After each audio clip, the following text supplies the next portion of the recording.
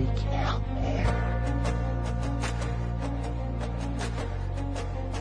You can't handle the truth. You can't handle the truth. What do all men with power want? More power. My name is Gianluca-Zanna.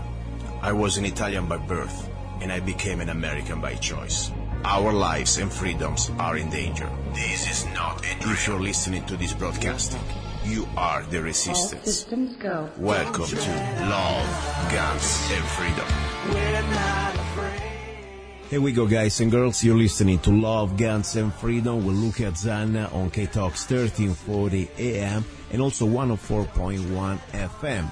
Don't forget also, if you want to listen to the show on the internet, you can go to www.lovegunsfreedom.com. Another Sunday, another show. And I tell you something, I always say many times, probably every Sunday I tell you this, the only reason why I am here on the air is because I really believe this is an opportunity for me to try to reach more than my, friends and family that normally they always hear from me, try to warn my fellow humans about what's going on, about things normally you never have the chance to know about it. And as I told you, many times, this is for me is a process, is a learning process. I always believe that knowledge is never absolute because it's always a journey. Today you think you know something, guess what? Tomorrow you will know more. And as I said also on the show, the purpose of the show is to spread information, real information.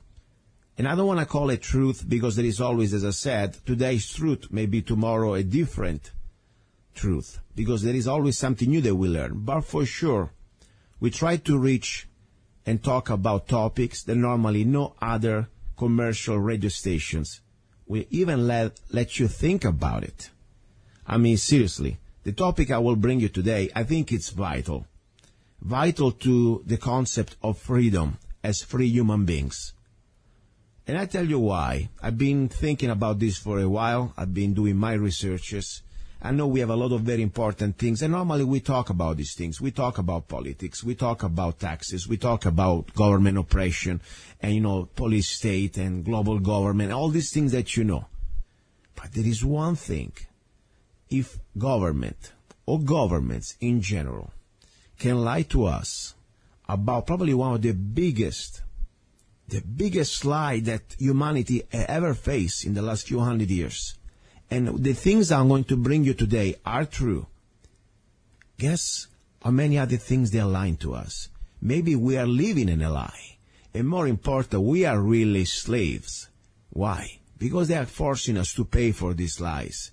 And maybe there are also more agendas. People say, look, what type of, Kool-Aid did you drink today? Let me tell you, I'm not drunk. And, of course, now, let's see who's calling here.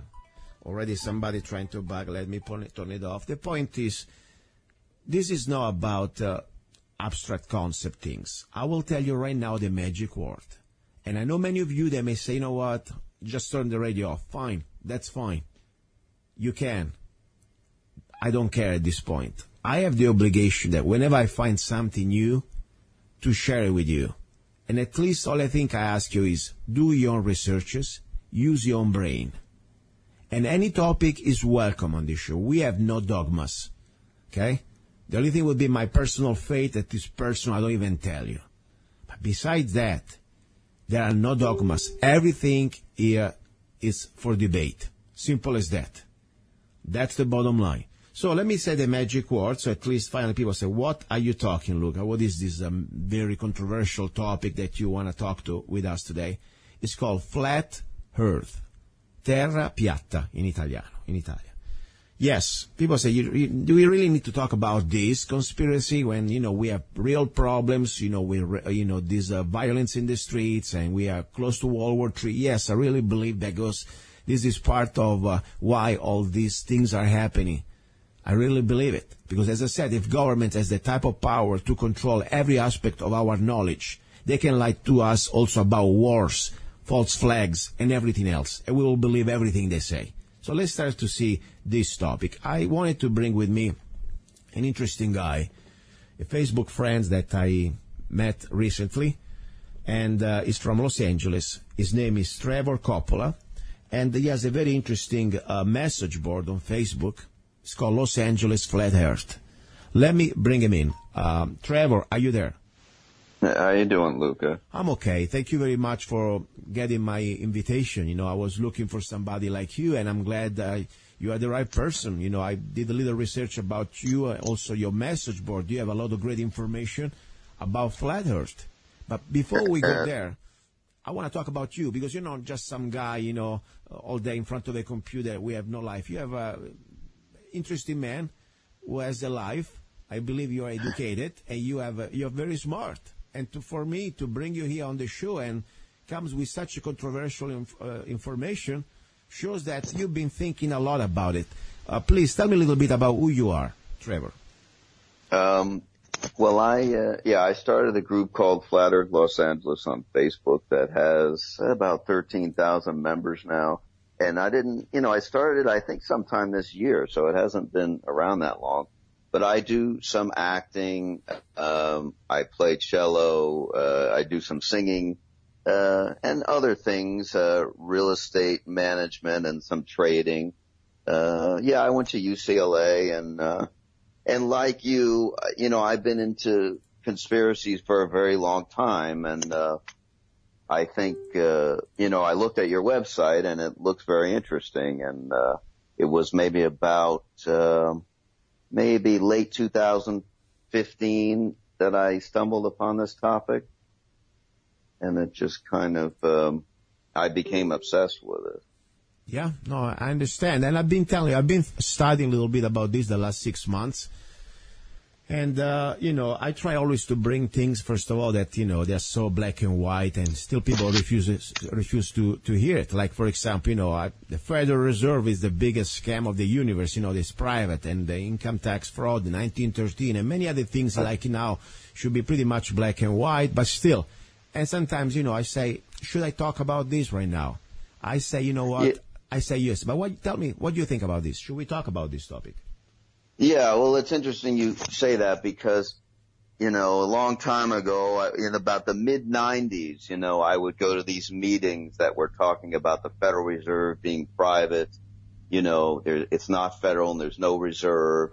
And everyone thought that was crazy, like in, 1995, I guess it was. And these little groups, and then talking about this and all these other, topics that were thought to be crazy then.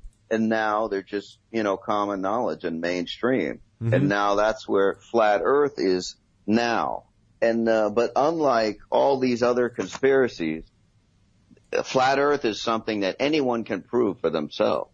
Mm-hmm. I mean, just within minutes. Or just even thinking about it. You don't even have to conduct any tests. Just thinking objectively, and you will see that the heliocentric theory, which is all it is, it's just a pseudo-scientific religion, has no validity. I mean, it's totally invalid. Anybody can disprove it. It has hundreds of problems wrong with it. And we can go into it. I mean, we could talk about hours for this, all the facts that there are to prove that the Earth is flat. Well, it's exactly why I brought you here, because, first of all, your English is better than mine. Your accent is better than mine. And I think your articulation and your studies are more, let's say, deeper. I've been studying, but I still need somebody like you that I really believe has a good information to articulate these facts. And as I said, out there, listeners, I don't want you to believe anything me or Trevor are saying. All I ask you is use your own brain and start to stop thinking just because you've been told so. All our education system is based on dogmas. Everything we've been told, I remember when I went to school, the first thing they tell you, this is the way things they are. Why? Because somebody out there decided so. This is pretty much on every topic. Even history, let's not forget, is written by the victorious, by the winners. So we need to always analyze everything, in my opinion, with a very analytical brain, a mind. Do not believe anything just because we've been told, especially in the public education system called schools. I don't believe anything coming out of that system. Coming from Italy, I have my own proofs. But now let's talk about Flat Earth. And as I say, why so important? Why so important to start to at least have a chance to use your own brain? Why? First of all, I believe we should know the truth as human beings, number one. Number two, as if government can lie to us, something so big, guess what? How many other things we've been lied? And then, of course, there is also a problem here, why they're doing this. There are different reasons, and we need to know. So I think this is the time we start. First of all, let's start from history. We had a moment in history that humanity and let's say the central powers, like the church, they used to advocate and force people in believing that we were on a flat earth, or at least the earth was the center of the universe. Am I right or wrong, if I remember my history lessons? Yeah, it was like over 500 years ago. There were different models, and they said we were the center, and then they were saying that we were still round, but the center, and it went through different changes. And then, roughly 500 years ago, they started pushing this new model, and you will look and see that, Copernicus and Newton and all these people that are, push this model, they were all high-level Freemasons. Yes, yes, that's true. That's a fact. Now, and I think, and they've been controlling the world for a very long time. That's true. And by the way, another little piece of information, most of our information we get it from, it's from NASA. Am I right or wrong? At least the authority. Right. And we know very well, it's just doing research. All the, let's say, higher ranks of NASA are Freemasons. That's a fact. Am I right or wrong? I mean, people can do this research. Yeah, and they were all Nazis, too. They were brought in Operation Paperclip. And if you do any research into NASA, you'll find some crazy things about NASA. I mean, its roots, and it's basically a satanic organization. There are all kinds of crazy things. Well, but, I mean, not getting into all that. The reason that I got into Flat Earth was because, I saw a video that was recommended, and I said, okay, I'll click on this. I thought, this is ridiculous. And I clicked on it, and it had some interesting points that I thought, that I never really thought about. Well, there's a curvature. We should be able to measure it, right? And guess what? We can't measure the curvature. So I live in Santa Monica, and I went to the beach with my camera, and I put this on YouTube, and I decided I wanted to check for myself. So Catalina from the Santa Monica Pier is at an angle, and it's about... The most distant part is about 47 miles away or so, a little more. So I did the calculation. There's Earth curve calculators, and basically the formula is the distance in miles squared times 8 inches, 4.666. And it's simple math. So I did the calculations, and I figured out that the height of Catalina, it should be about 2/3 obscured by the curvature of the Earth from the distance where I was. And I got right in the ocean. So, you can look at my YouTube video. I think if you Google Flat Earth Catalina or something, a couple of my videos will come up. And I'm standing, up to my chest, and I filmed it. It has to be a clear day. And guess what? You can see all of Catalina. And it has a very distinctive shape to it. So I know I saw the entire thing. And so that got me thinking about it. That is strange. And then I started looking into it more and more. And basically, anyone can try to measure curvature. And it's a lot more than you would think. And so in the first mile, there should be 8 inches of curvature. And then mile 2, you square that distance. 2 times 2 is 4. 4 times 8 is 32 inches. So it's got to create a circle. So it exponentially increases. And that curvature is not there. And nobody has the curvature. No one can find it. If you look at the Trans-Siberian Railway, the China-Russia Railroad, it's over 8,000 miles long. So that's like 1/3 of the circumference of the Earth. You try to find any blueprints or anything anywhere that shows them, building for a curvature. The curvature should be about 5,000 miles of curvature. Wow. I mean, all the Suez canals, everything, there's no curvature anywhere. This is exactly what I'm talking about. I said people may agree or not or whatever. The point, let's use logic. Let's use our brain. Let's stop for a moment the name callings or just, sometimes I know people how they react. Or they don't even want to hear. They laugh at you. Say, okay, you can laugh all they want. They get very angry. Yeah, they start attacking you. I've been threatened. people in my group have been physically threatened. Because it's a religion for people and they don't realize it. These are just the cold hard facts. Yeah. That there is no curvature anywhere. No one can measure. And you looked into it. You know this too. Exactly. And this is exactly the idea of this platform. This radio show is about, we can talk about anything, and we should be able to use intelligence, and also to have a civil conversation. I have sometimes guests that I really can't stand and I don't agree, and I still welcome them here. And sometimes I got news for you. Sometimes I also learn something at the end of the conversation. I hope maybe they learn something from me. So I'm not saying here that, you need to agree with us out there, or maybe I don't even need to agree on anything that Trevor's saying. But the point is, let's start to use our own brain, and let's challenge ourselves to see if we can keep up with logic. Now, the facts about the curvature angle that you said, we didn't make it up. You didn't make it up. This is exactly what we've been said, that how much this curvature should be following. So we go by the numbers. Am I right?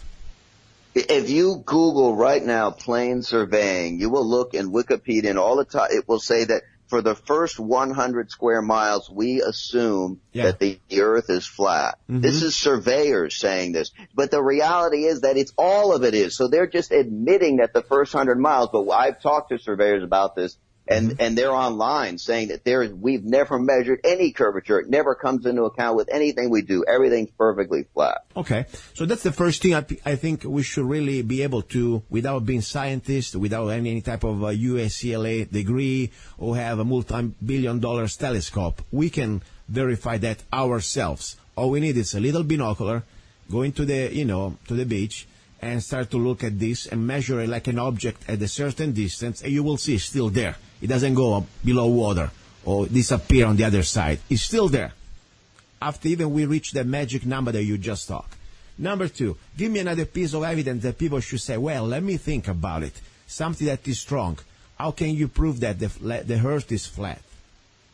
Well, so the first thing would be curvature, which anybody can test for themselves, which we've discussed, and you can do it on ice, on large frozen lakes, and all over YouTube there's people doing experiments, and they find zero curvature. Now, the second thing is we're supposedly moving, right? Mm-hmm. When you add up all the movements that they tell us, depending on who you listen to, we're moving between 500,000 miles an hour and over 1 million miles an hour. And maybe more than that. All their different ridiculous theories. But the bottom line is, there's been no movement. All the scientific tests that have been done show no movement. I mean, every single test. And, but you can just use common sense and think about this. So we're rotating supposedly around the sun, right? So yes. Let's say whatever day this is, 6 months from now, we're going to be 180 degrees facing in the opposite direction on the other side of the sun, correct? According to their theory? Yes, according to the theory, yes.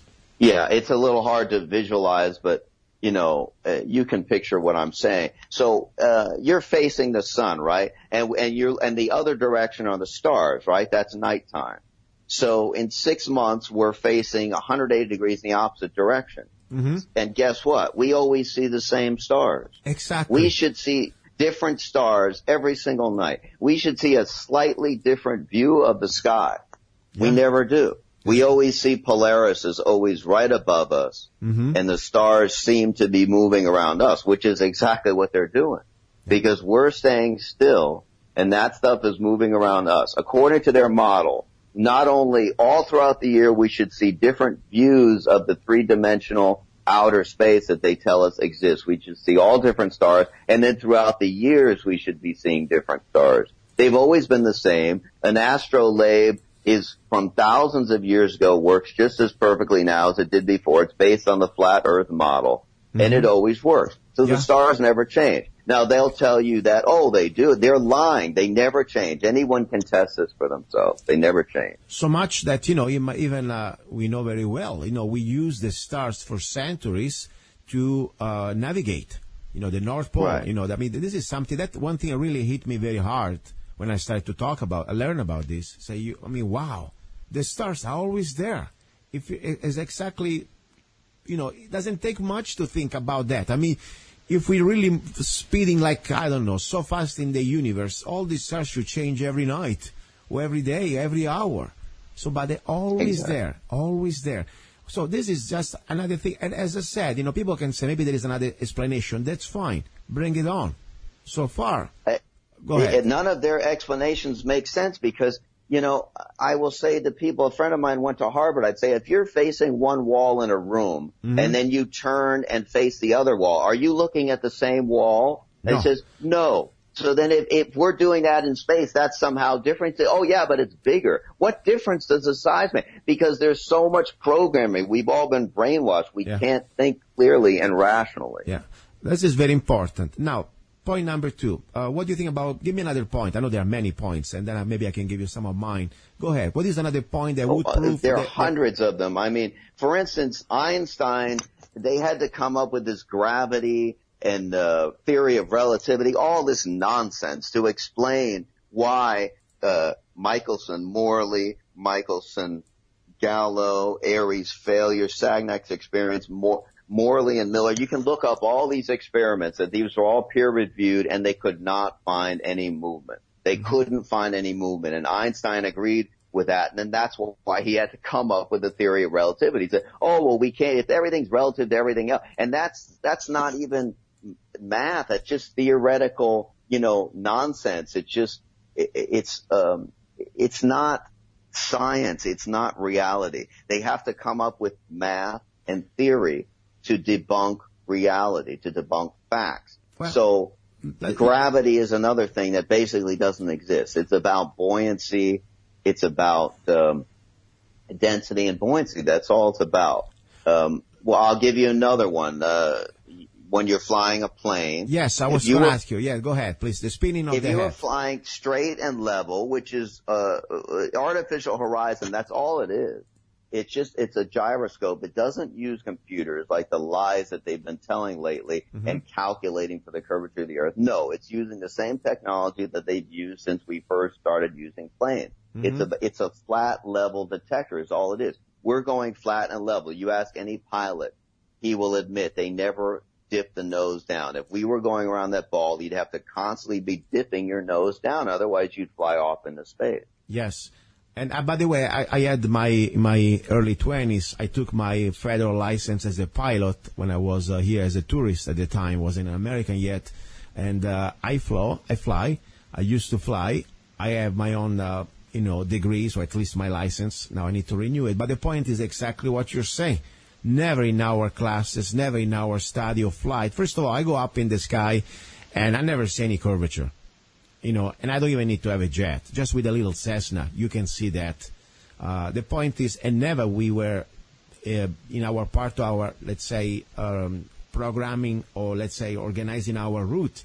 We never had to think about what you just said. Our trip was always straight. There wasn't any curvature to follow. That's the bottom line. And that's something very important. But also another thing, we've been told that, the Earth spins how many miles per hour on its own? I mean, what is 900? I don't know. Well, at the equator, they say it's like 1,040 miles an hour. Yeah. So, and of course, it would be all different speeds wherever you are on that globe, I know, but it moves. I mean, it spins pretty fast, okay? The point is... Fast. Yeah. The moment that I go up in the sky with an helicopter or maybe with an airplane, all I need to do, just stay steady. And technically, I don't even need to use any type of propellers. Just stay steady and follow the right direction. And I'm going to be finding myself directly on top of where I want to go. Let's say, of course. I mean, that's right there. I said, wow. I mean, come on. Let's think about that. Especially when you go these cross oceans, airplanes, I mean, if you're going from Europe to here, technically, what is that? I forgot. The faster direction when you go from east to west. Am I right? You follow the... Yeah. Yeah, anyway. There's a slight difference because of the wind, but according to their nonsense, I mean, literally, like when they first came up with balloons, they thought as soon as you take off, you're going to be going 1,040 miles an hour or gradually because the Earth is spinning. But of course, none of that ever happens. Yeah, and then nobody ever explained to me this. I mean, I'd like to know somebody can tell me how when you are up in the sky, and I'm not even talking about 20 feet. Let's go up, really like the airplane, 30,000 feet. Why we do not follow this logic? And they'll just always parrot the same things that we've all been told, just gravity, this, that, because they can't think about, rethinking everything because it just scares them too much. I mean, there's a million other examples, but I'll give you, for instance, if you look at Flat Earth Los Angeles on Facebook, yes, and you look at that picture that I have pinned, now it shows an image from 2012 NASA of the Earth, right? Mm-hmm. And then it shows next to it an image of 2013. Now, on my site, I provided links to the NASA website directly. So people can follow the links and see that I didn't just make up these pictures or some flat earther didn't. These are pictures from NASA. Now, if you look at the 2012 image, you don't even have to measure it. I did, but you can see it with the naked eye. You can see that it's an oblate spheroid. It's squashed. Yeah. So that's 2012, and now 2013 is a perfect sphere. So the Earth changed shape in 1 year. Yeah. So that's point number one. And then point number two is if you look at North America, it's literally over twice the size in one of the images that it is in the other one. Yes. Over twice as big. I mean, it looks so ridiculous. They're not even close. And this is the stuff that NASA is giving us.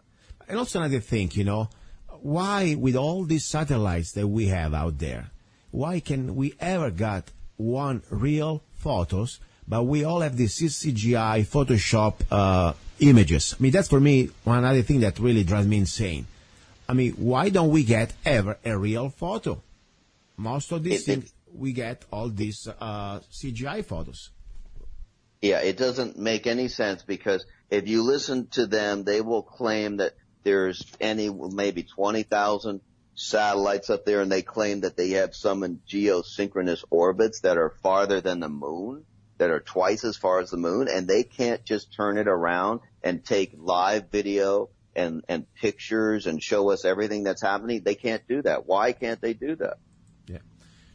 As I said, guys, out there probably there are people freaking out, and now you mention Einstein and you bring down all these scientists. I mean, guys, ladies, do not believe anything we are saying.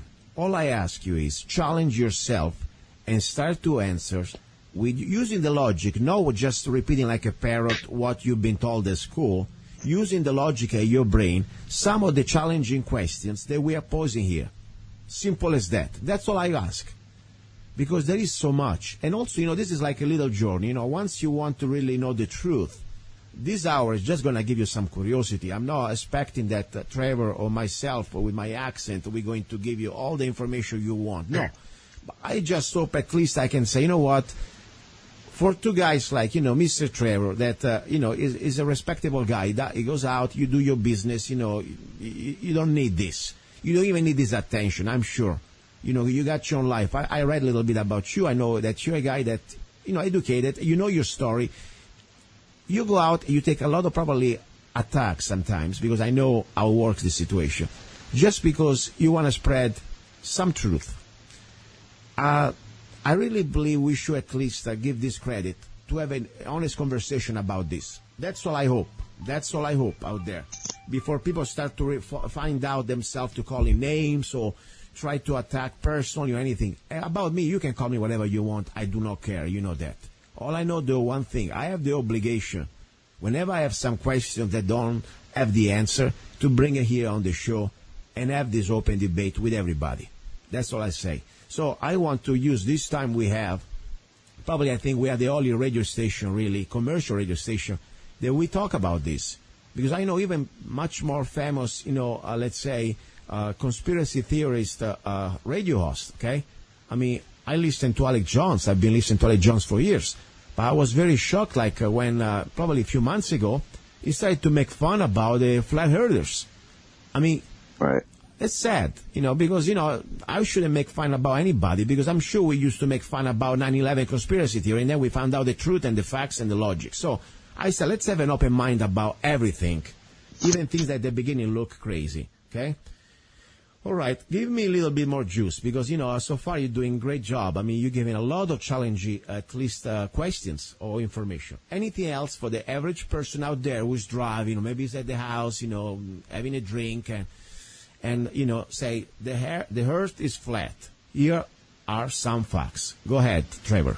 I mean, first of all, there's so much disinformation that they give us. Like, they're always saying that, we can't. So on the one hand, they're saying that the curve is so small that if you look at the Earth curve calculator, it says that at sea level, the curve would be 3 miles away. Now, do you realize how close that is? I mean, that is ridiculous. I mean, so on the one hand, they're saying you could see over the curve. It's kind of hard for me without visuals to explain it, but they're saying you can see over the curve at 3 miles, but not along it. So they're saying when you see the horizon should look flat, yet at the same time, you see ships going over the curvature. So they're saying that we live on a cylinder.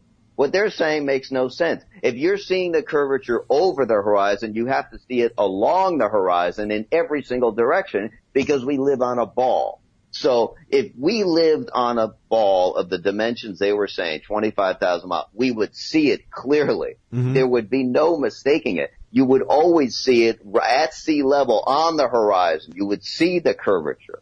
And then, of course, the movement is another story.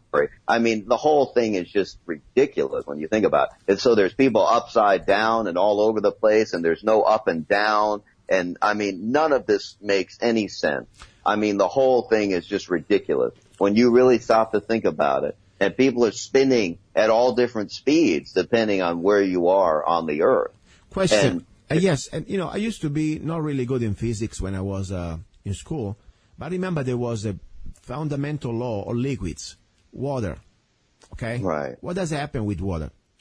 Pretty much it doesn't stay like straight. It always follows, I mean, think about the Earth. If it really was this water, we were living some sort of, globe, would ever know a curve or not? I mean, the water, I think you should start to think also that would fill up the different holes. I mean, there is something about... Right. Water would have to curve and sea level wouldn't exist. I mean, we say sea level because it's level. It's a perfectly flat line.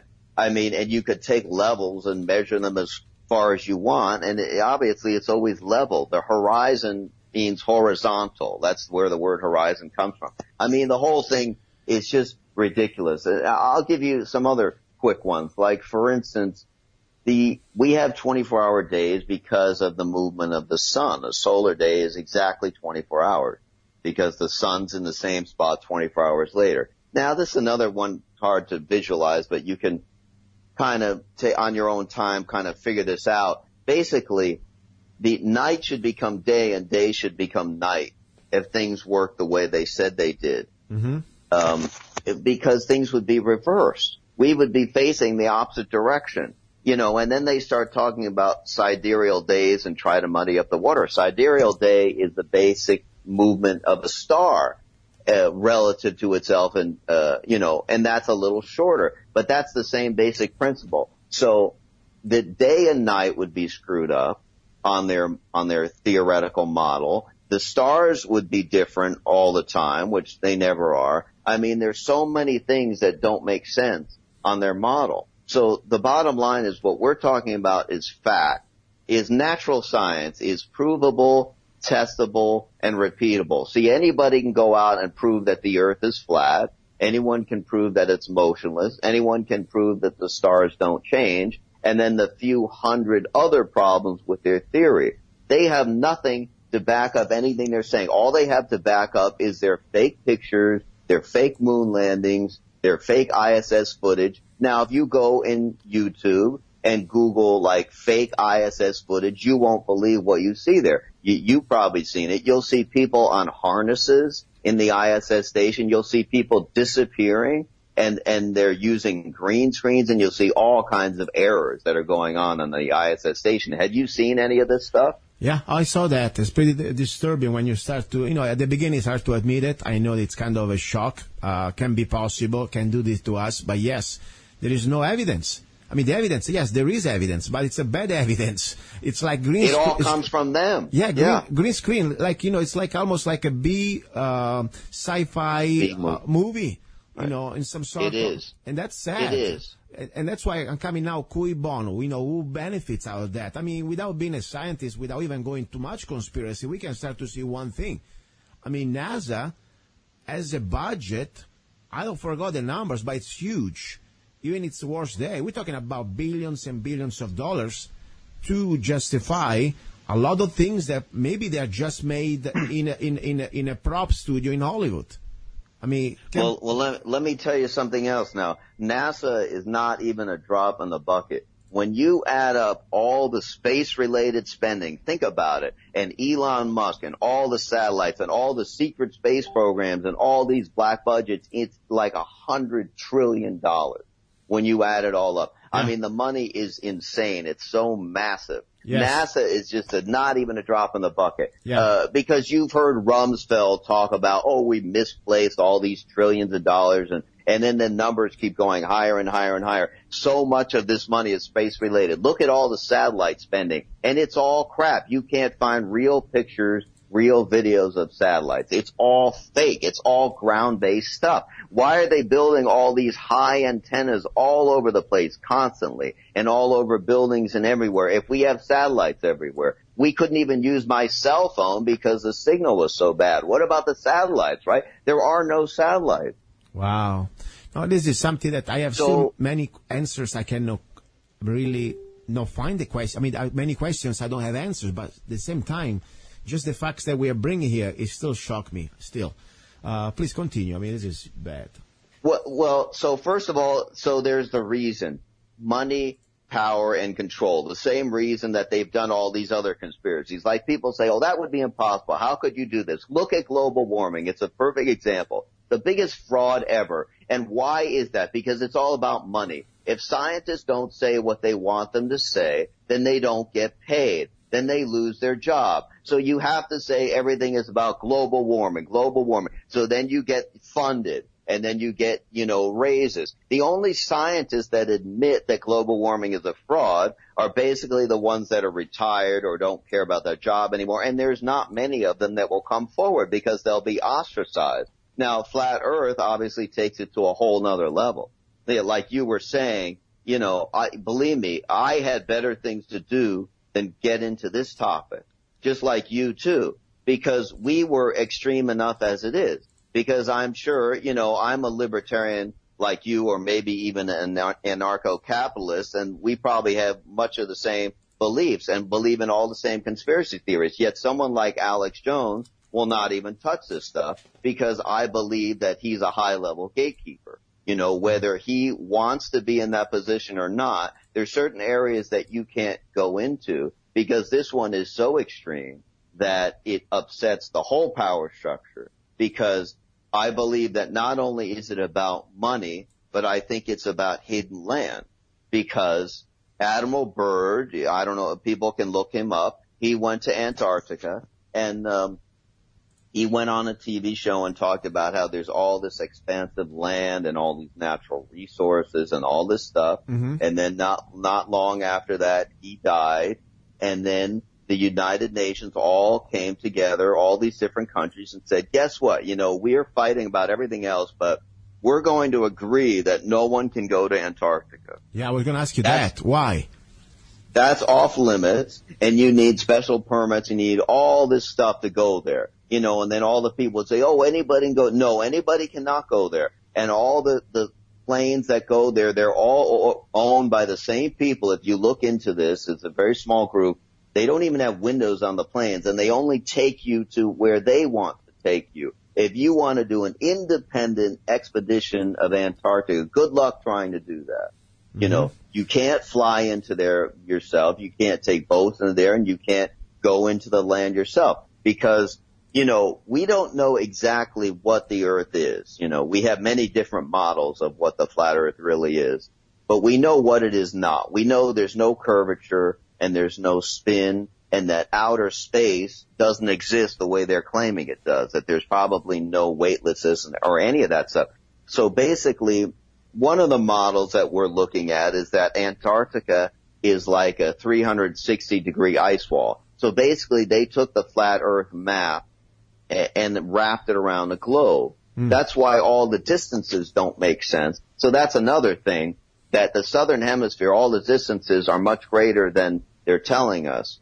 And, the flight patterns don't make sense on a globe. They make sense on a flat Earth map. So basically, one of the things that we want to do is eventually, when we get our movement big enough, the flat Earth movement has millions of people now worldwide, and it's getting so big because it can't be stopped, because once somebody looks into it and discovers the truth, you can't get it out of your head. Like happened to you, the same thing happened to me. So what our ultimate goal is when we become big enough and powerful enough, we will go into Antarctica ourselves, regardless of what any government's going to try to do to stop us. And we'll have independent expeditions, and we will find out what is there. And we're also doing our own rocket launches now, too, because we've been funding them. And we're going to try to go up there as high as we can and see if there is a dome or what there is, and see if we can see curvature when we go up there. Because that if you Google, independent rocket launches or flat Earth high altitude, you will see that they can go as high up as they want, well over 100,000 feet, and it's perfectly flat. They show footage from the X-15 like over 300,000 feet, perfectly flat, which is impossible. Unless you use the eye-fish or fish-eye lens. That's going to do the trick. I mean, that's what they've been doing. They use fish-eye lenses. They use CGI. They use all the special effects that they've had in the movies for a very long time. And the budgets that they have in the government are much greater than they have for movies. They can make any special effects they want. Sometimes even poorly. I must tell you, for the money they have. I know, because they're so cheap. Look at the moon landing. I'm sure you've looked into that. It's so fake. I mean, it's awful. And that probably, was 60 years ago, whatever. At the point, they didn't have much the technology they have today. But today, when you see the CCGI, photos of the Earth, as you said, different sizes, and then they start to completely, and this is given by them, no alterated by us, okay, or anybody. I mean, you can see they change color, they change size, shape, dimension. I mean, it's like somebody really, they treat us like idiots. And maybe we are, some of us, most of us. That's the truth. I mean, I understand they have a very low expectation about us. The point here, people may say right now, wow, Luca, you have so many things to talk about it. We have close to Civil War, we are close to World War III, and I agree on all those. And normally we talk about all of those. But maybe if we really start to find out the biggest lie of the last 500 years that we've been fed, this is so huge, that when we start to open our eyes on things like that, all this castle made of illusions, all this matrix that we've been pretty much, surrounded by, and the Democrats, the Republicans, the new president, the old president, you start to realize that it's just an illusion. And at that point, when we wake up on something so big, they will have much more difficulty to control us as a free humanity. That's what I really hope. And that's why I finally decided that I want to talk about this. Because this is connected. It could be the domino effect to bring down all the other things they're doing to us. Am I right or wrong? What do you think? Why should we talk about this besides the fact that we want to know the truth? Yeah, I totally agree with you. I think the flat Earth is the key to everything, because I was into all these other conspiracies, but you notice the one thing they do not want you to talk about is flat Earth. That's the one thing that's totally unacceptable. That's when you get called names and they don't even want to dismiss you. Why can't we have an actual debate with Neil deGrasse Tyson and all their spokespeople? I would love to have a debate with them on facts. All they ever do is attack us. They say, it shows the poor education system. Yeah, the poor brainwashing system.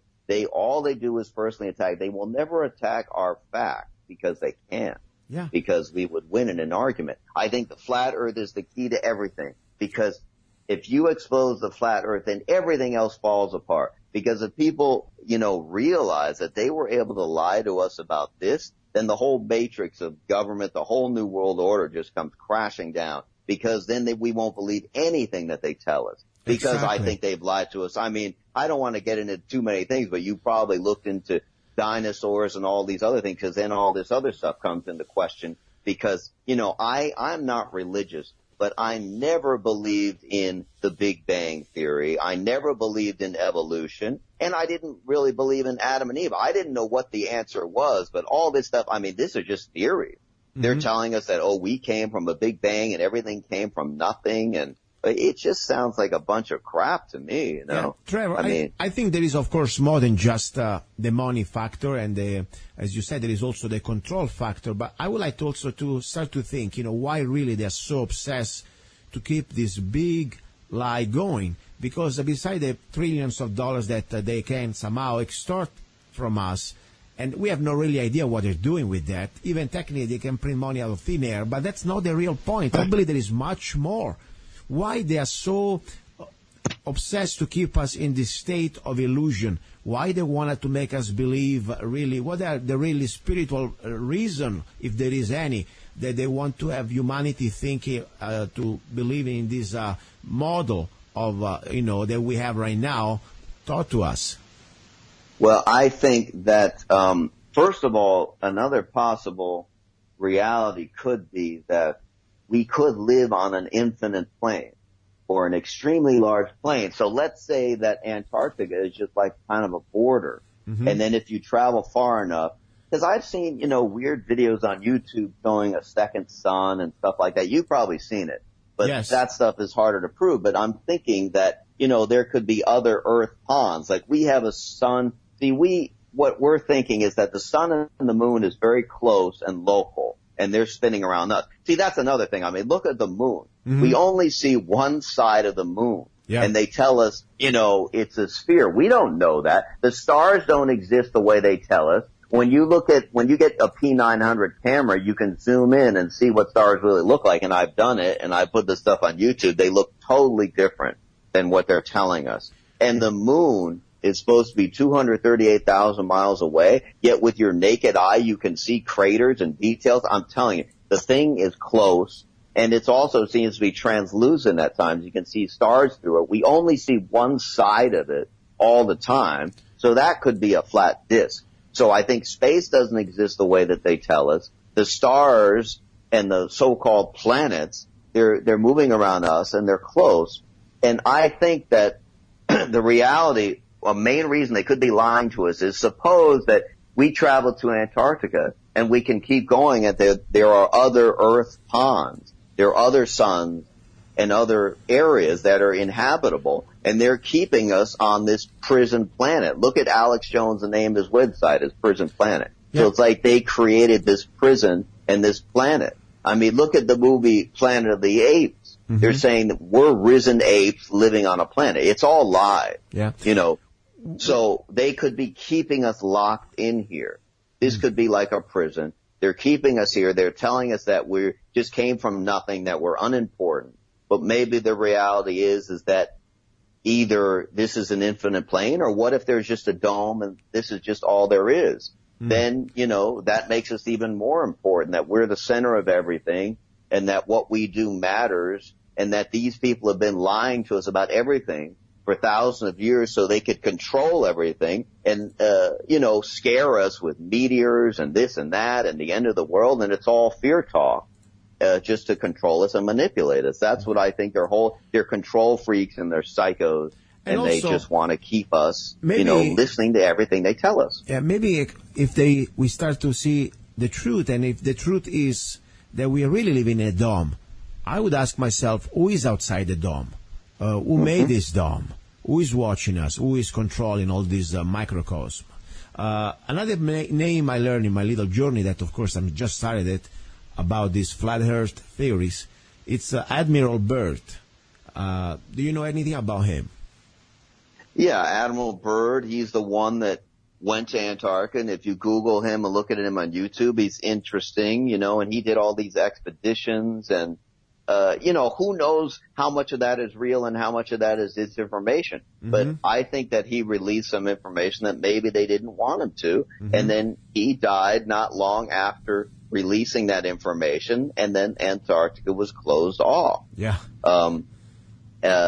You know, so there's something very strange going on. If you look at the Vatican, you know, like their telescopes are called the Lucifer telescope and all these things. Like they have all these extremely strong telescopes, and they, along with, the scientists control everything. And you know what's funny? You know who came up with the Big Bang theory was a priest. I think his name was Father Lemaitre. You can Google him. Okay. The father of the Big Bang theory. Wow. He was actually a Catholic priest. So when people say that, we're the religious people and we're the zealots, no, it's actually the other way around. Heliocentrism is a religious cult, and people don't even realize that they're in a religion. What flat earthers are doing is, some flat earthers, are religious, maybe about half of us, but I happen to not be. I just look at things objectively and looking at the facts. So, I mean, that's kind of interesting, don't you think? Yeah, I'm like that. I keep my faith very personal, and I try just to use logic and facts when it comes to these topics, okay? I mean, I know people don't need to agree with me. That's fine. I don't care. The point is really seen just within us from the point of view of a regular person. As I said, we don't need to be scientists. We don't need to have degrees. We need to have a brain connected to two eyes and start to use some logic. Just also based on the facts and documents and numbers that they gave us. We're not even trying to create our own theories. We just use their numbers to prove that they are lying to us. And as I said, right. That's it. That's it. Another thing I really have no answers. It's about the moon. We've been told, when we have the different phases of the moon, sometimes full moon and then you have different phases. At the same time, during the day, I see the moon, let's say, for example, half moon, and then I see the sun on the other side of the sky. So wait a second, I said, if the moon is half sides or whatever sides it is, the shape, because the sun partially is covering it, I don't know if this is connected to flat Earth, but still I don't understand why. How can it be possible that the sun is completely one side and the other side there is the moon, and then you see the moon that is not full? I mean... Yeah, it doesn't make any sense. And the fact that we always see the same side... the whole thing, there are other pictures from the moon, for instance. It's a little hard to visualize, but there's a picture like they're standing on the moon and you see like the side of the earth kind of. Now, if that picture were real, then that means when we would be looking from the earth, we would be seeing the dark side of the moon when they were on the moon. But we never have and we never will, because I don't think there is another side to the moon. Yeah. And I said, out there, this is not a show about the moon landing or things like that, but it's a natural consequence to start to also question about that. And be sure about there. I am proud to be an American, and I want to be an American, but it doesn't mean that I want to be a sheep. It doesn't mean that I want to believe in lies, because government is not America. America is we the people. America is the spirit of the United States Constitution, and more important, the Declaration of Independence. That, at the end of the day, government is made by men and can be corrupted. And I don't have any allegiance to any government. I have an allegiance to America itself. And one of the things I really believe we should have allegiance is the truth. Truth means also honesty, means also that we do not lie, and lies are connected to crimes. Because how many people have died, how many people have been killed to keep this lie going? We cannot just be silent. We cannot just be saying, after all, it's for the goodness of our country. No. The moment that we are silent, when we know that there is a big crime out there, this is not just some, little Boy Scout camp trying to do some pranks about the flat earth or the globe or whatever.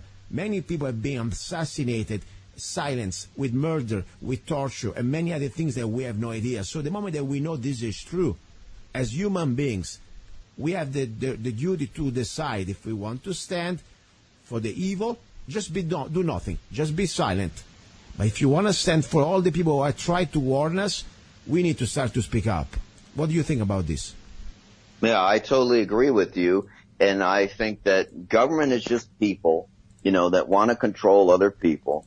They're power hungry. So I think the ultimate result will be of this flat earth awakening is it will be the transcendence of the idea of government, that we need to be controlled by other people. Yeah. Which we don't, because that's the foundation of America, and just taking it to the next level where why can't you have countries where people, it's just all about voluntarism, all about voluntary interaction. Why do we always need force? Government is nothing but force. Yeah. That's all it is. Well, it's just controlling and killing and stealing from people. So they need these lies to keep it alive. Once this flat earth thing becomes big enough, people will realize that, we don't need government, and sane people can interact amongst themselves, Yeah, I and believe, in a voluntary way. we change a lot from the, as I said, no government is being perfect, but when the founders started this country, it was one most unique experiment ever done all over history. But we changed a lot in the last just 100 years, and unfortunately not for the best. Listen, I really appreciate you so much, for your time. I want to give you the last minute, like normally I do for my guests. You can say whatever you want. You can, of course, plug your website or your Facebook page, and you got the floor, Trevor. Thank you. Go ahead. Thanks a lot for having me, Luca. And, just go to Flat Earth Los Angeles on Facebook and, look into this stuff yourself. We're not trying to convince you of anything, but I became a flat earther trying to debunk flat earth because I thought it was so ridiculous because we were so brainwashed. But then just the idea of, look, this is not rocket science. I mean, something anybody can measure a curve. There isn't a curve to be measured. You can use earth curve calculators. You can verify everything I'm telling you myself. Look at the formula and try to conduct your own test. Try to look for the curvature yourself. Try to look for constellation changes. Try to find, movement. You're not going to find any of these things. Exactly. Exactly. That's the bottom line. And if you still want to believe in the ball, fine, but realize it's a belief and it's a religion. That's all it is. You have no proof. And they keep telling us that we're going to go into Mars and to Moon. And the astronauts said, we can't go to the Moon anymore. Don Pettit, we destroyed the technology. We lost the technology. Google this. You'll have all kinds of astronauts saying this. And then on the next hand, they're saying, we're going to Mars, in a few years. Yeah. We're not going anywhere. This is all fake. It's never going to happen. I wish it would, but hey, if they want to bring us into orbit tomorrow, I'll go. I would happily be proven wrong. But guess what? I don't think it's ever going to happen. Yes. Okay. Listen, I want to thank you also, K-Talks and any other station that really allows this conversation be free and freedom of speech. If you want to support this show, I remind you, I'm not going out begging for sponsors, but I need your help. Go to www.zanna.us. You, the listeners, are my final authority, and the truth is the final authority. That's all I want to bring you. Don't go away. We are ready for hour number 2. You're listening to Love, Guns, and Freedom. We will talk about guns, training, and much more. Do not go away.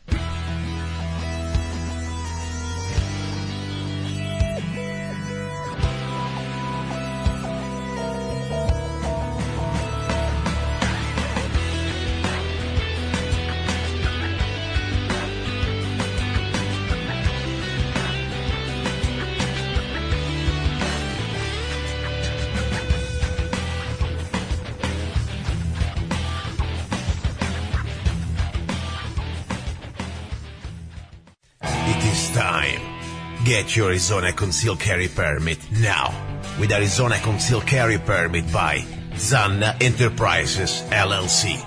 Become a more responsible and educated gun owner. Carry legally concealed in 35 states. Carry permitted in restaurants where alcohol is served. Learn where and how you can legally carry a firearm in Arizona. Learn where you can use deadly force. Where can you display your gun or not for self-defense? Learn how to deal with law enforcement while carrying a firearm. Learn how to be aware of your surroundings and how to avoid a confrontation. Buy your gun without waiting for a background check. Get your Arizona Concealed Carry Permit now. Go to www.az-ccw.us. Go to www.az-ccw.us. Free for single mothers and people with disabilities. Here we go, guys and girls. You're listening to Love, Guns, and Freedom with Luca-Zanna on K-Talks 1340 AM and 104.1 FM. Just to let you know, this is the hour about guns. In this hour, you see, we go from 3 different topics or 3 different type of ideas. First hour, it's about freedom, conspiracies, everything between, anything goes. Freedom of speech for sure. Second hour, it's about guns, trainings, and opportunity. Why? People say, why you mix love, guns, and freedom? Because they're all related. Let me tell you, the gun for me, the guns in general, it is not the final tool. It is not, the final goal. It's just a tool. A tool, though, that can somehow in the hands of the law-abiding person and the trained person and the person who has love that is willing to commit himself or herself to defend the innocent can be a tool to defend good against evil and to defend freedom. That's a fact. That's why I really believe it's a great connection. Love is connected to freedom, and of course guns are pretty much the instrument to defend freedom, and love is the motivation. Now, let me shut up. Let's go straight to the point. We have a great class, a great opportunity, a great Arizona concealed carry class. They will, and I say we, me and another great guy, and I say another because I think I'm a great guy too, okay? I know probably think people, wow, you're humble, Luca. Yes, I work very hard, but guess what? I found a guy that works probably even harder than I do. And his name is Patrick from Against All Enemies Gun Shop in Lake Havasu. Patrick, are you there? Yes, sir. I'm here, Luca. All right, man. It's always a pleasure to see you. We spent some time together. We organized in this first class together, Arizona Concealed Carry Permit at your place in Havasu. Are you excited, first of all, working with me? Absolutely, man. I'm very excited. I've been, kind of searching around for instructors that I could eventually do some business with, and you're the only one who was ready out of the gate. So I think it's going to be a great opportunity for our locals and any other customers that roll in. And I think it's a great opportunity for both of our separate businesses for sure. And on top, I like your spirit because you like what you're doing, and I like what I do. This is for me beyond a business. This is an opportunity to train law-abiding person, fellow Americans that are willing to commit themselves to become better. And the first stage, of course, now we're talking about the Arizona Concealed Carry Permit. This is not exactly what you mean to become a better gun owner as a proficient with a gun. This is about, first of all, knowing the safety, more important, or as important, to know the laws, our Arizona state laws, where you can carry, where you cannot carry, because you make a mistake here, you do a mistake here, it is not something that, okay, whatever, you can go to jail, or you can hurt yourself, kill yourself, or innocent. So this is a very serious matter. What do you think about our curriculum? Anything you would like to comment? As far as the curriculum, it's definitely the most extensive curriculum I've seen as far as, offering it for just CCW, and that rolls over to any of the other training classes, handguns, rifles, and shotguns, and especially the AR-15 home defense. There's no shortage of knowledge and information, which you definitely expect as a paying customer, and they're definitely going to get that. And then to top it all off, even for CCW, we're going to have the live fire simulators, so that they can, kind of get a chance to, touch something, and they also have the opportunity to bring their own firearms so they can learn about that one as well. Yes, let me articulate 1 second. What we offer here is very simple. First of all, the Arizona Concealed Carry Permit, we have probably about 5, sometimes it's 6 hours, depends, The point is I want you completely overwhelmed of information, so much that people say, wow, that was so much. Exactly. Because, even if you don't remember everything, by the way, I give you a free PDF file with all the contents that I'm going to be teaching. So that's something that it's a valuable extra material that you can keep for yourself. But also I want the people that understand that even it's no more mandatory to go to the range. I want to give them the opportunity to our students, like a range check, that we can go shoot together. And I want to be sure that the people feel comfortable with their gun, with the holster, and also as a reality check to see exactly, honestly, where is the level of safety and also at the same time of, let's say, proficiency with a gun. Because, sometimes people think just because they can hit the target at 5-7 yards with the gun on the table without any pressure, okay, that's just the beginning. A real-life scenario when you especially carry a gun for self-defense, things can go down so fast, and normally you carry your gun concealed. So it's going to be a different reality. So I want to meet these people, and remember, we want to give them a great opportunity also economically here. Let's remind a little bit the type of value that we offer. Go ahead, Patrick. What type of package? How much? And the special prices? Well, for the CCW class, our standard price is $85 per student. You automatically get a $20 discount on that price if you bring a friend. So you and your friend would receive the discount. On top of that, we do offer discounted rates for, larger groups, 20 or more, specifically churches. And as far as the Against All Enemies go, we offer a 5% lifetime discount to anything in our store as soon as you are a student of ours and you've completed the CCW or any of the other training that we offer. And then the regular prices for our basic training for handgun, rifles, and shotguns is starting at $149. And again, you get a discount if you bring some friends. And a big thing that we do offer is it is free for single mothers. So anybody out there struggling, a single mom, if you need, a little bit of protection and just the knowledge on how to defend yourself as far as carrying a CCW, then we offer that class for free for you. Yeah. And those seats are limited. Exactly. Seats are limited, but we're willing and we like to do this. This is exactly what we're trying to do. At the same time, we also have a business, but we give a great value for the money. And don't forget, you get free fingerprinting for every student. Normally, it's a $20 or $15 fee that you have to go through. This is okay. I think somebody's coming to your shop. Am I right? Yes, somebody just walked in. I'll let you go then. Okay. Good luck. Talk to you later. Okay. Thank you. It was nice talking to you guys. Thank you. Okay, that was Patrick, Against All Enemies, okay? This is the spirit of the show. I like to work and collaborate with everybody out there who's serious, who wants to, really just have fun together, doing things that we like, things that can be helpful. That's my spirit. I don't have any personal, vendetta with anybody.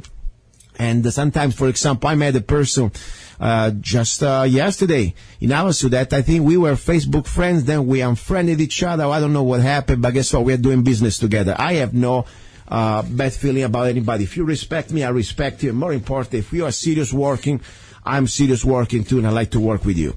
That's the bottom line. Now, let me give you this information because, first of all, I would like to remind, if people want to join this class that we have Saturday the 2nd, of September and Sunday the 3rd of September in Havasu at Against All Enemies, I want you to know exactly how to contact Patrick because Patrick was kind of busy. He had to go. There's a lot of customers today, Saturday. I know the show is going on Sunday, but we were recording this segment on Saturday. Anyway, 2152 McCulloch Boulevard, North, Suite B, Lake Havasu City. Okay, that's the address. But all you have to do, of course, you can call Patrick, because that's the idea. You can call directly and book. We are pretty much almost sold out on the Saturday class.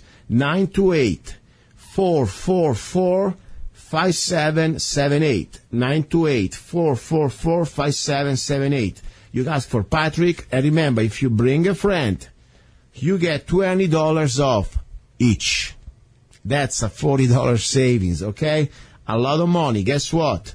And the price is $85, free fingerprinting. It's already incredible price. But bring a friend, you got $20 off.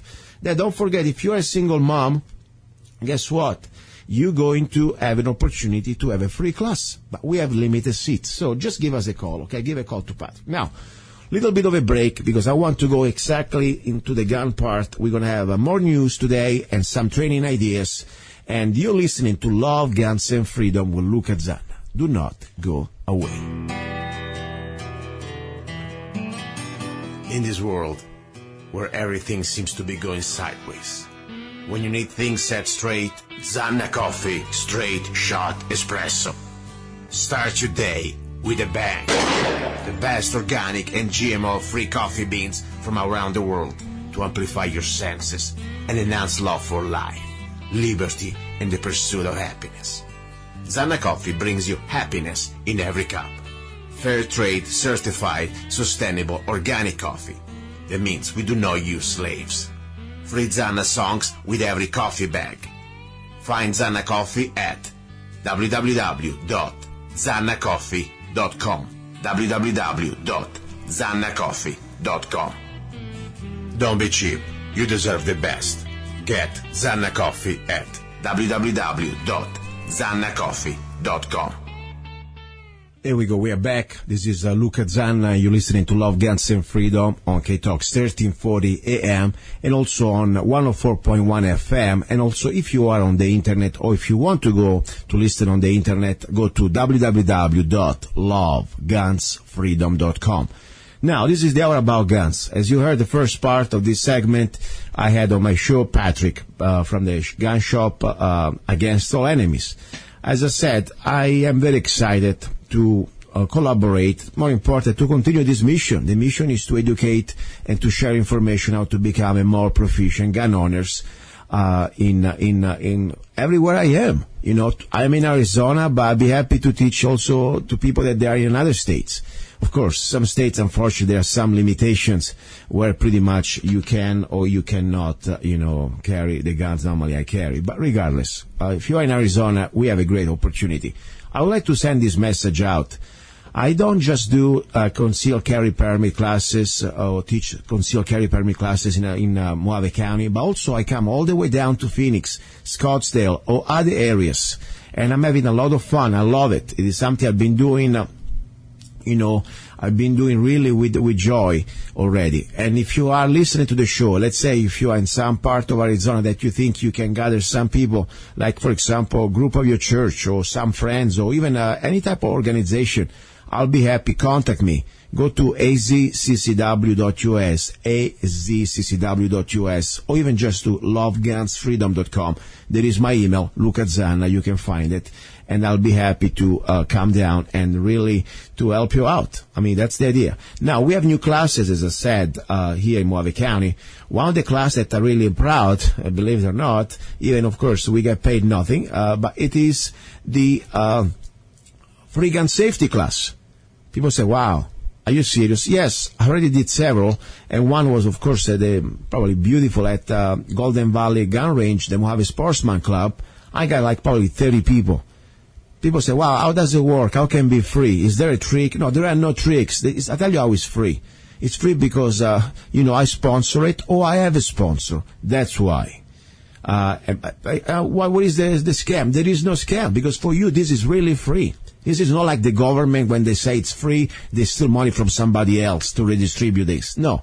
When we say it's free means that somebody else, out of free will, for potential economic gains, because, when we sponsor something, hopefully we're going to get some return. That's the way free market should work. We promote this one. And myself, sometimes, and for example, I sponsor with my Zanna Coffee. Yes, Zanna Coffee sponsor gun safety classes, free gun safety classes. So that's the idea. We have a new one coming also in Havasu, always at Against All Enemies. And so be ready. I would suggest you to also join the newsletter that I have right now on lovegunsfreedom.com. So just send me an email. Let me know when is the next class. So I'll let you know. Because we have also another great opportunity for the Kingman residents in the month of September. Something I cannot say more right now, but something that it's a great opportunity that never done before. Let me leave it like that. Now, why do I really push so much these free gun safety classes? Let me tell you why. Unfortunately, there are too many times, even just on the local news in Mojave County, you read stories like this. This is directly from the Kingman Daily Miner. Kingman man shoots himself while looking for cat. Let me read the article. Mojave County Sheriff deputies responded to an accidental shooting late Wednesday morning. Deputies arrived at the residence in the 7100 block of East Bell Battle, at 10:50 a.m. Investigations determined that Robert blah, blah, blah, I don't want to put his last name, even it's public, I don't know how to pronounce, it's kind of difficult, 50 of Kingman, was accidentally shot. Apparently,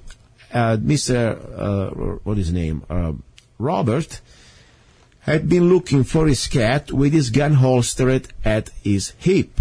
The pistol fell out of the holster and fired a single round as he bent over. He was struck in the bottom area of his armpit. Blah, blah, blah. He's not dead, but, had to go to the hospital. Now, what's wrong here? Couple things for sure. First of all, what type of holster are you using? if you come to one of my classes, I would already show you what holsters are good, what holster you should dump in the garbage immediately. Because one of the first functions of the holster is to, first of all, secure your gun. Secure means that it's supposed not to fall, for starter. No matter what you do, even if you go walking upside down, the gun's supposed to stay there. A real good holster is going to be completely dedicated, made for that gun. That's why I always say stay away from generic, these soft pouches, holsters, this Velcro holster, this holster is supposed to carry every gun. No, you want to have a holster that retains the gun and is made and molded exactly for the specific gun. Then we can go into different type of holster. We can talk about leather. We can talk about, of course, let's say Kydex. We can talk about these different materials, but we stay away from generic Velcro holsters. And I can give you different type of ideas. For example, leather has been in the past a very good material. But what is the problem with leather? It's an organic material. Eventually, with time, it will start to loosen up. You need to keep oil in it and, grease in it and keeping it, avoiding to get dry. More important, the retention level with leather is different than when you have one of these Kydex materials. Kydex means it's sort of a plastic, okay? They compress the gun in a way that there are, of course, different retentions level. People say, what is the retention level? Let's put it in this way. There are at least 3 basic retention levels with any holster. The first level would be probably the compression. Just the holster, the way compress the gun is going to keep the gun there in the holster. And only with a straight, and let's say determined movement with your hand and your arm, you will be able to remove that gun out of the holster. But that's the point. So I would consider that right there, the first pressure of the holster as the first retention. Then there are different type of extra things, like, for example, bottoms or levels that you need to push to be able to get the gun out of the holster. The problem is some agencies, like, for example, some police agencies or other agencies, they must have that also for policies and for insurances purposes, things like that. In case, somebody's trying to grab your gun and assault you and attack you and, But for the average civilian, in my opinion, the average law-abiding person, I don't want to call myself civilian compared to police, they are civilians too.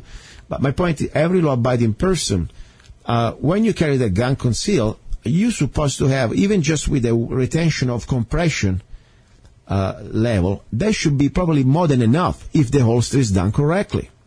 Because remember, if you add too much retention, let's say retention number 2 or 3, you need to do 3 movements on top of the compression to be able to remove the gun out of the holster. Under stress, you may completely fail. That's the point. And the extra few seconds may cost you a life, or maybe losing the fight. So that's the point. So what I'm saying here, the holster is very important. We'll talk about the holster in the free gun safety classes and also in the CCW class. And I'll bring you probably about 16, 15, I don't know many, every type of holsters that you have on the market. I'll show them to you. Now, what happens also with this situation in Kingman with this gentleman, Robert, who shot himself in the armpit while he was looking for his cat, and he bent, and the gun fell out of the holster, and bang. What type of gun do you have? I don't know any type of modern gun that if you drop it, it would start to shoot on its own. I mean, unless the gun has some problems. I know there's been some recall with some SIG or whatever. But the point is, normally every modern gun, I can get my Glock and drop it from 50 feet with a round in the chamber, and the gun is not going to shoot unless there is a problem with the gun. So I would like to know, I would be curious to know what type of gun this gentleman was using or was carrying. That's the point. And there are many other situations. For example, look at that. Seatbelt trips, trigger man shot. That's another news that was out of the Kingman Daily Miner. When was that? A few months ago. I mean, a 77-year-old man accidentally shot himself in the leg Tuesday around noon at a business in the 1800 block of East Norton Avenue. This is, of course, from 2016, okay? But the point is, Upon arrival, deputies observed employees of the business rendering aid to Mr. William Corrett, who was lying on the ground in the parking lot. North Arizona Consolidated Fire District personnel responded, blah, blah, blah.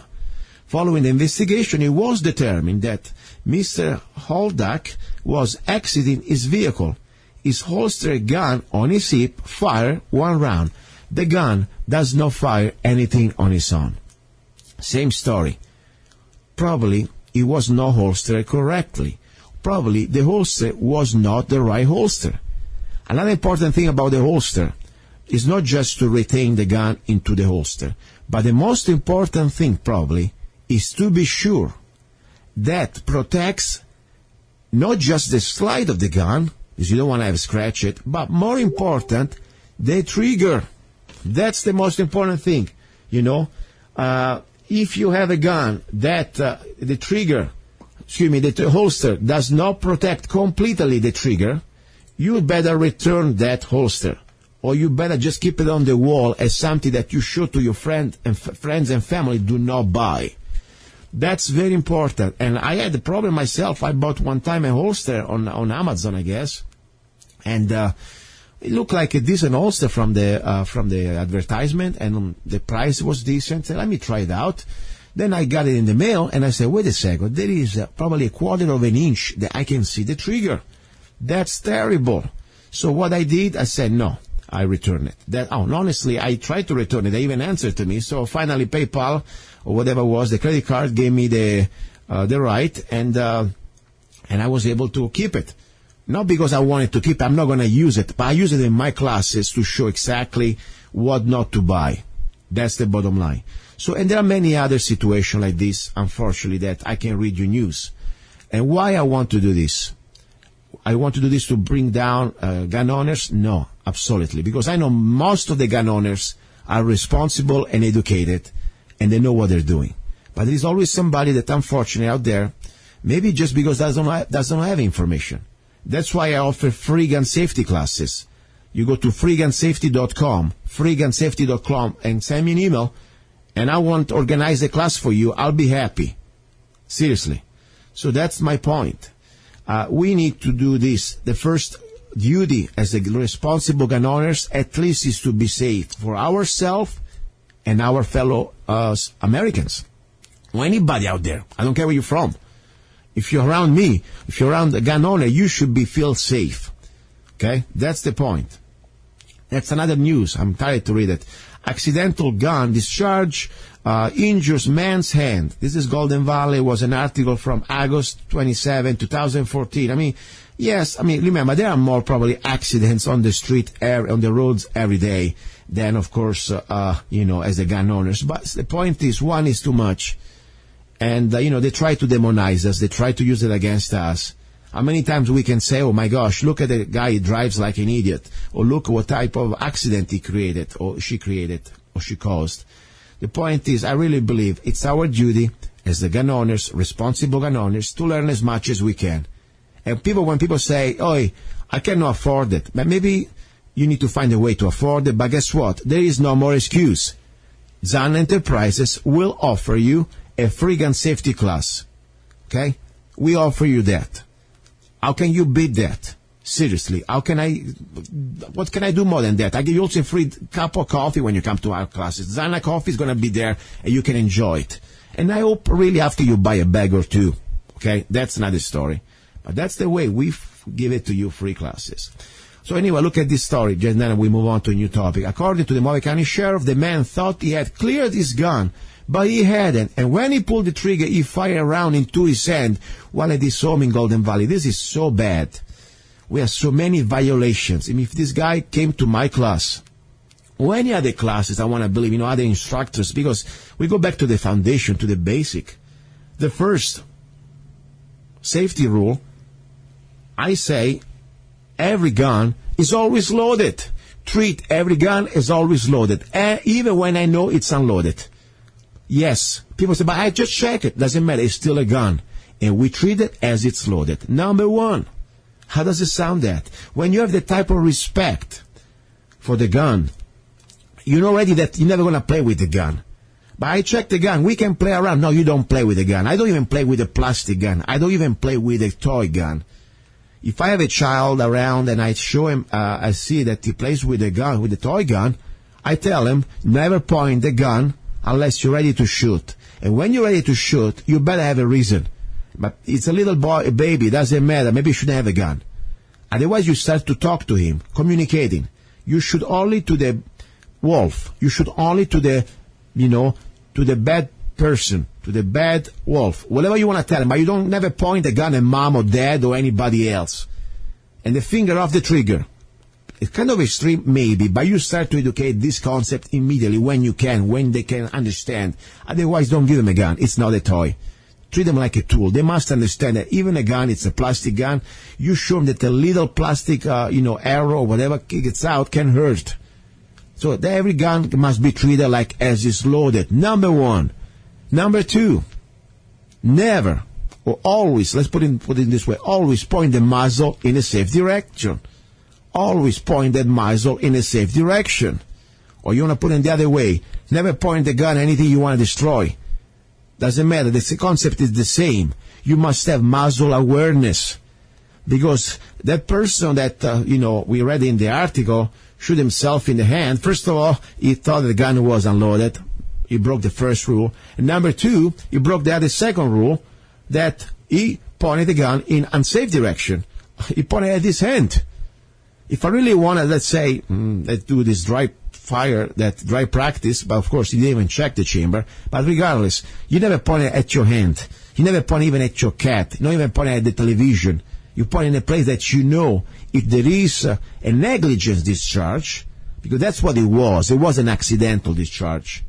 The article was written by Doug McMurdo, accidental gun discharge. No, that was not accidental. It was a negligent, because unfortunately the guy did not comply with the rules. So always point a gun in a safe direction. Point number three, trigger awareness. Never put the finger on the trigger until you're ready to shoot. That's the bottom line. Always keep the finger off the trigger until you're ready to shoot. Doesn't matter how you word, it's the same. Trigger awareness. That's the bottom line. Then finally we need to look at, if you really have to squeeze the trigger, guess what? You better know what's behind or between that target. Because, at the range too, be sure that behind the target there is no body. Be sure that downrange there is no body. In your home, let's say you want to do dry practice.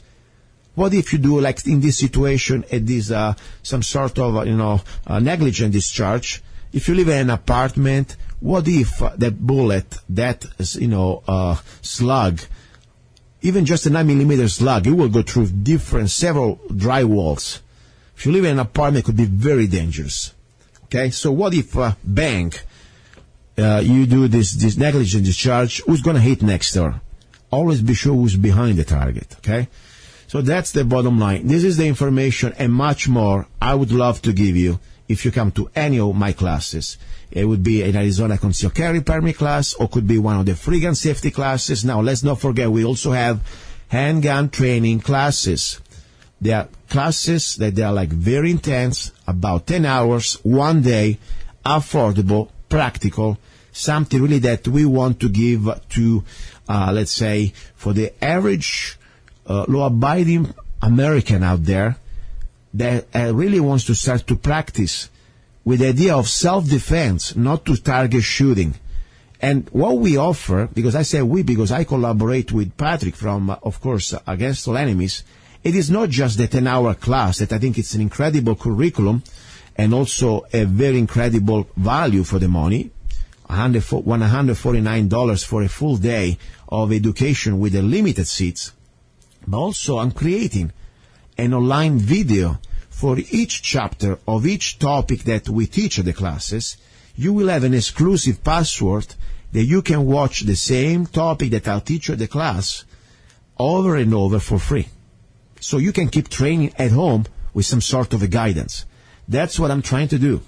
I hope you appreciate it, because really this is not about the money. I mean, yes, we're trying to make $1 here. We work very hard. But if I want to make $1, there are many other things I can do. This is for me is a mission, as I said.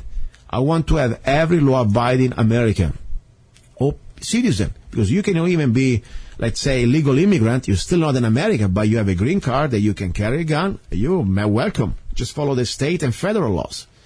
I want to have every law-abiding person that somehow can really commit himself or herself to learn to become a gun owner, responsible gun owner. I think this is very important. We want to give you the help and make it affordable. And as I said, when it comes down to safety classes, I give you free. Or me or my sponsor, we will give you free gun safety classes. And this, as I said, this is not a cheap 1-hour class. I will bring so many guns. Just to move in those guns, it's an effort. And it's about 4-hour class, okay? All right, little break. You're listening to Love, Guns, and Freedom with Luca-Zanna. Do not go away. This is the hour about guns, okay? Stay there. Awaken the warrior in you with Scotty, the new AR-15 rifle by Zanna Enterprises, LLC. I am Scotty, Norse goddess of winter, hunting, and just revenge. I am Scotty. I am Scotty. I am Scotty. I am chambered in 223 Wild and can shoot 556 NATO and 223 Remington. My trigger is crisp and fast. An average of 4 pounds out of the box. Call me a fast girl. I can shoot over 5 rounds in 1 second. But I'm focused too. With only iron sights and no bench, I can hit 1 square inch at 25 yards. I am Scotty. I am Scotty. I am Scotty. I bow down to no one. I am independent. I am fierce. I am a warrior. My Viking spirit has been reborn in a fabulous new body, all made in the USA. I am Scotty. I am Scotty. I am Scotty. I can withstand a loaded Humvee running over me and still look pretty. I am Scotty. Find me at www.ar15shop.us. I am Scotty. I am Scotty. I am Scotty. I am Scotty. I am Scotty. I am Scotty. I am Scotty. I am Scotty. I am Scotty. Find me at www.ar15shop.us. I am Scotty. Okay, guys and girls, you're listening to Love, Guns, and Freedom with Luca-Zanna. This is the second hour, the hour about guns. I would like to go a little bit first on some news. At least a little bit of news. Sometimes I don't spend enough time with the news. I think we should spend some time because they're very important. Whatever happens, the show it's located, of course, I'm from Arizona. In Arizona, even the station, it's in California, just at on the other side of the borders. But the point here, it's I feel for all my fellow brothers and sisters in America. With my opinion, they should have the same right, the Bill of Rights, the Second Amendment. It doesn't say, oh, if you live in California, you're screwed. You cannot really keep and bear arms. Unfortunately, this has been rewritten. Every state somehow changes the real concept that this is supposed to be a right, not something to legislate and to regulate like they're doing. Of course, California, we know, pretty much is gone. There is no more right. It's barely a privilege. But the sad thing in states like Oregon, okay, it is very sad to see that this is happening there too. And why I say sad? Because, let's put it this way. Oregon used to be one of the frontier states, like California, of course. But the last few years, there's been a trend. I don't know, maybe why something in the water, maybe some virus, or maybe just people moving from California. It's becoming like one of the most disgraceful states when it comes down to the Second Amendment.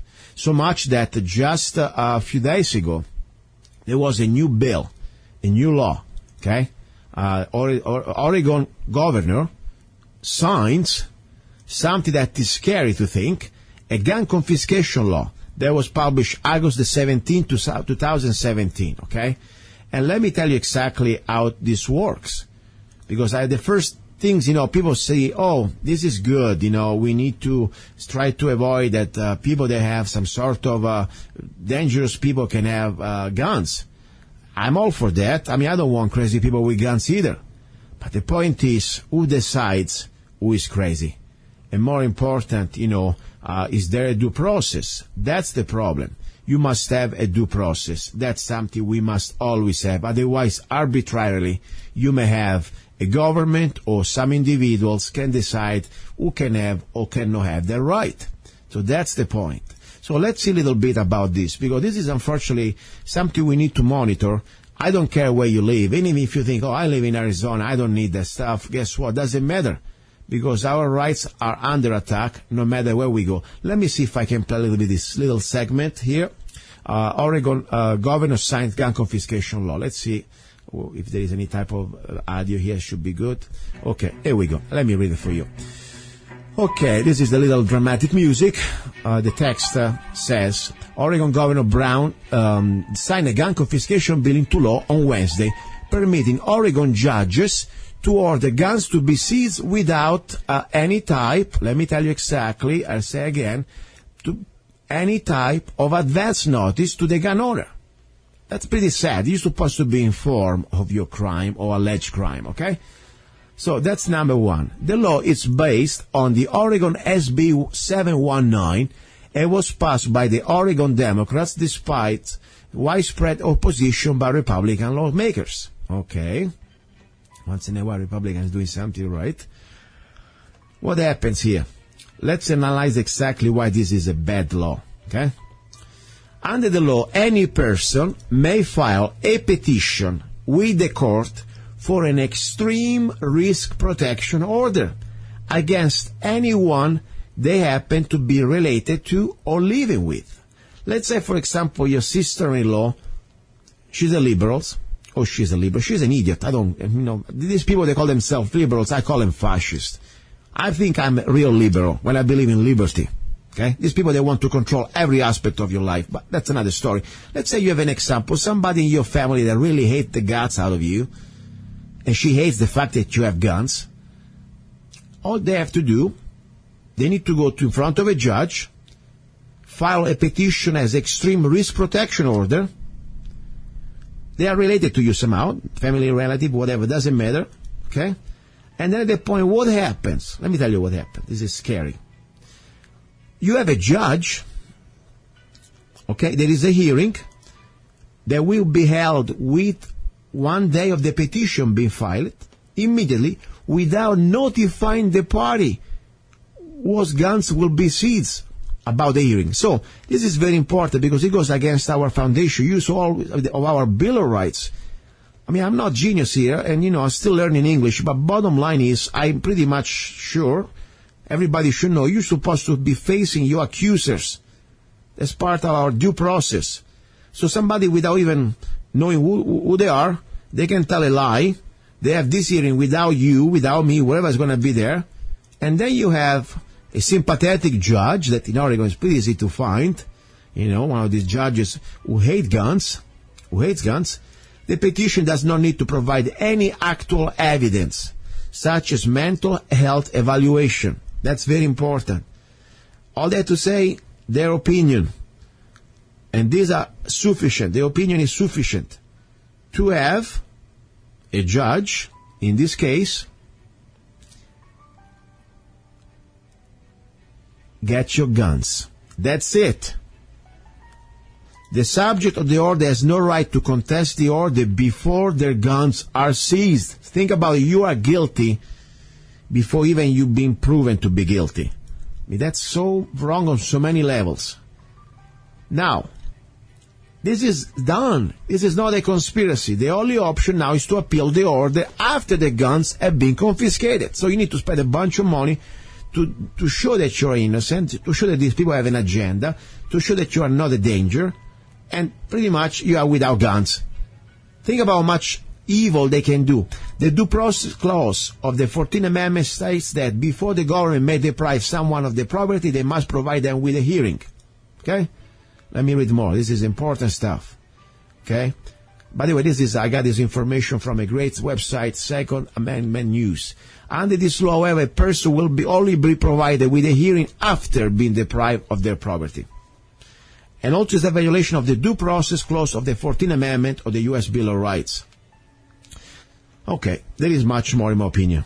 I mean, this is also, you need to face your accusers. Where would they put that? But the point is, this is happening. Oregon, next time could be your state. Why we gotta get involved? Why we gotta really find out how we can help? As I said, this is a struggle. It's a war of the minds. They try to brainwash and dumb down people. I have a lot of good friends, Facebook friends, that the first thing, they realize that this is BS. But when I have also some people that they were kind of, they're brand new friends, they look like decent people, but then the first thing say, what's your problem? You don't like to have the opportunity to stop bad people with guns? Excuse me, did you read the law? Do you think that we have due process or not? How can you be happy to have some judge and a person that you even don't have the right to know the identity to take your rights away? So that's very, very important. Now, another important news. This is a good news, though, from the state of Arizona, okay? Because, we got to look at, this is like a long-term war for freedom, and we have battles that we lose and battles that we win. Thank God in Arizona, we are winning still. But it's always one fight away for a loss, because, Bloomberg is always around. Arizona cities, towns, and counties have no right to enact on-gun regulations. This was already a law that we have, okay? We're talking about preemptive state gun laws. But unfortunately, there are some cities, like the city of Tucson, that always try to, have an agenda, to try to create different laws when it comes down to regulate the Second Amendment. Okay, let me read a little bit of this article. This is directly from the King Daily Miner that I read. It's a local paper. I have some issues with them, but it's still a local paper that we read. So, bottom line, declaring lawmakers have the final say. The Arizona Supreme Court ruled Thursday that cities, towns, and counties have no right to enact their own gun regulations. It's an unanimous conclusion. The justices voided a 2005 Tucson ordinance that says that when the police department obtains a gun through seizure or surrender, the agency shall dispose of such firearm by destroying the firearm. The justices said it is clear in their minds that it is trumped by multiple existing state laws to the contrary. Thus, the decision has implications beyond Tucson and the question of firearms regulations. It upholds the legality of the SB 14B7, a 2006 law that allows individual lawmakers to direct the Attorney General's office to investigate claims that the local law runs afoul of state statutes. So this is very important.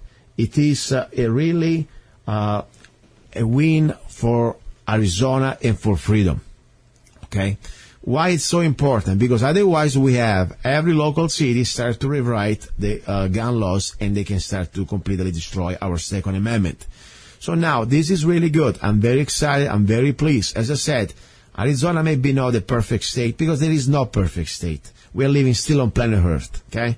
There are a lot of things I would like to improve and make better. But looking at the positive, when it comes down to the Second Amendment, I could not ask for a better place to live anywhere in the world. I mean, this is for a law-abiding person. This is a great place, really a great place. Now, a little bit of a break, because we are really getting to the final part of the second hour, the hour about guns. Then I have, of course, some exciting news for the final hour. Do not go away. I have incredible guests, another victory for freedom. Okay, you're listening to Love, Guns, and Freedom with Luca-Zanna. Do not go away. In this world where everything seems to be going sideways, when you need things set straight, Zanna Coffee Straight Shot Espresso. Start your day with a bang. The best organic and GMO-free coffee beans from around the world to amplify your senses and enhance love for life, liberty, and the pursuit of happiness. Zanna Coffee brings you happiness in every cup. fair trade, certified, sustainable, organic coffee. That means we do not use slaves. Free Zanna songs with every coffee bag. Find Zanna Coffee at www.zannacoffee.com. www.zannacoffee.com. Don't be cheap. You deserve the best. Get Zanna Coffee at www.zannacoffee.com. We are here at the end. This is the final part of the second hour. Of course, don't go away. We have also the final hour, the third hour coming in a few minutes. You're listening to Love, Guns, and Freedom with Luca Zanna. Talking about Zanna Coffee. I really appreciate your support. I know many of my Facebook friends listen to the show, and also they order Zanna Coffee. And I do appreciate it. I don't take it for granted. This is the way really I can support the show and also keep it completely independent. Because as I said, at the end of the day, you know, as you can hear, you know, not just in the final hour, but also you heard the first hour. I talk about topics that probably 99.99% of the radio stations around the world, they will call it madness or shut you down. This is not what happens on the show. Of course, the show it's also is on a commercial radio station, but also is on the internet. But the point is, the only reason why I'm on the air and I want to keep doing on this station, K-Talks, because it gives me 100% freedom of speech. And as I say, this is the place where we can challenge each other, challenge our ideas, challenge our opinions in a civil way. Okay? And sometimes, you know, we need to really have an open mind about everything. Because many times myself in the past, I thought, oh my God, this must be crazy stuff. Can't believe it. Guess what? Sit down, use your brain, use the logic, get informed, and then you make your opinion. That's all I'm asking. So I need your help.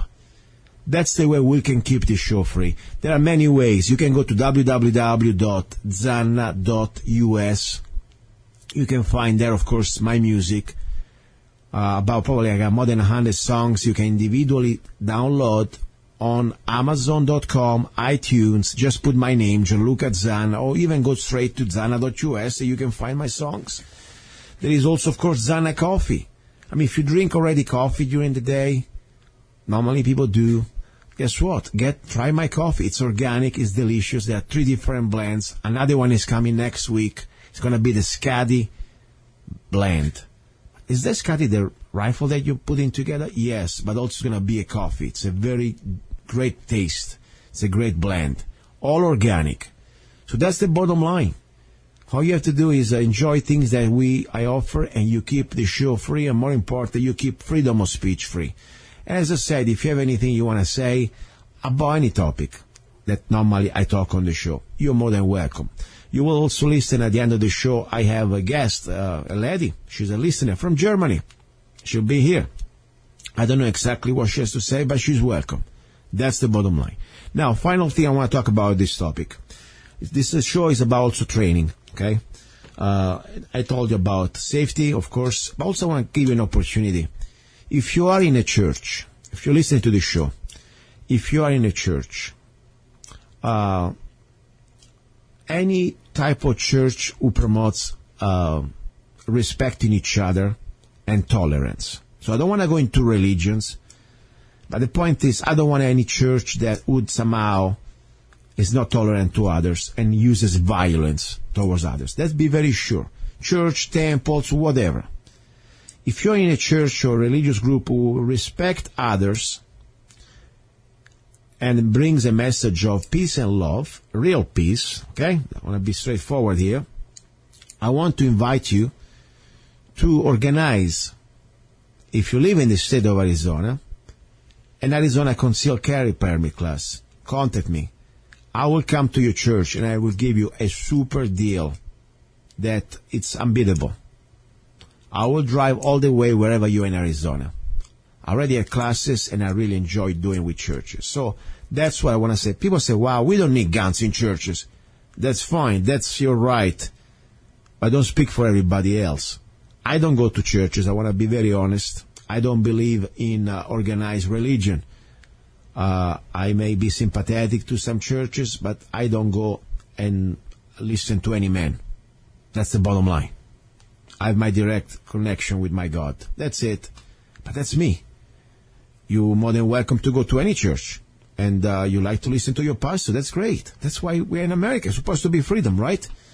The point is, though, anybody of any church who denies the right to self-defend themselves in a place of worship, where unfortunately we know that can attract evil people. It's been proven. It's done. I mean, you already saw in the news just the last couple of years.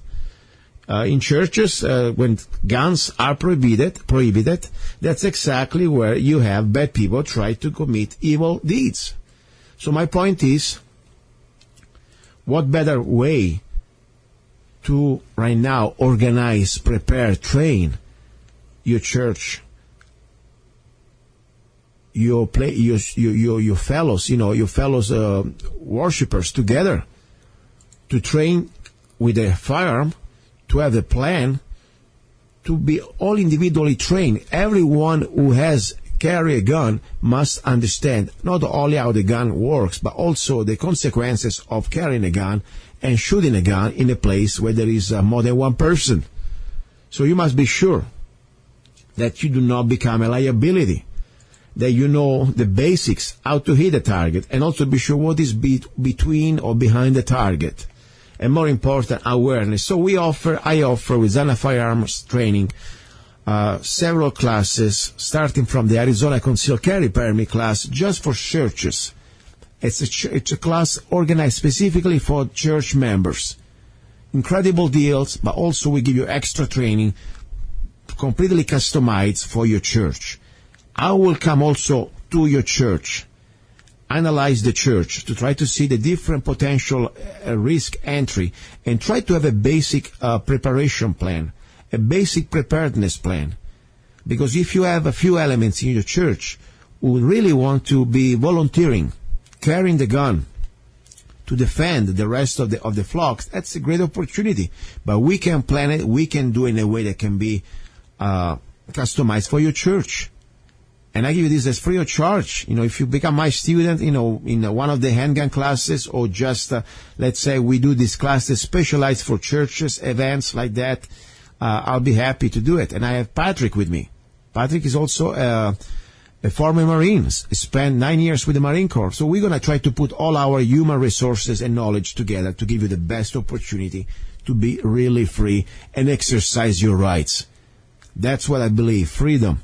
Freedom means you should be able to worship whatever you want. The only condition that your God or gods or whatever belief does not infringe on my rights. That's it. That's the idea. That's the concept of freedom.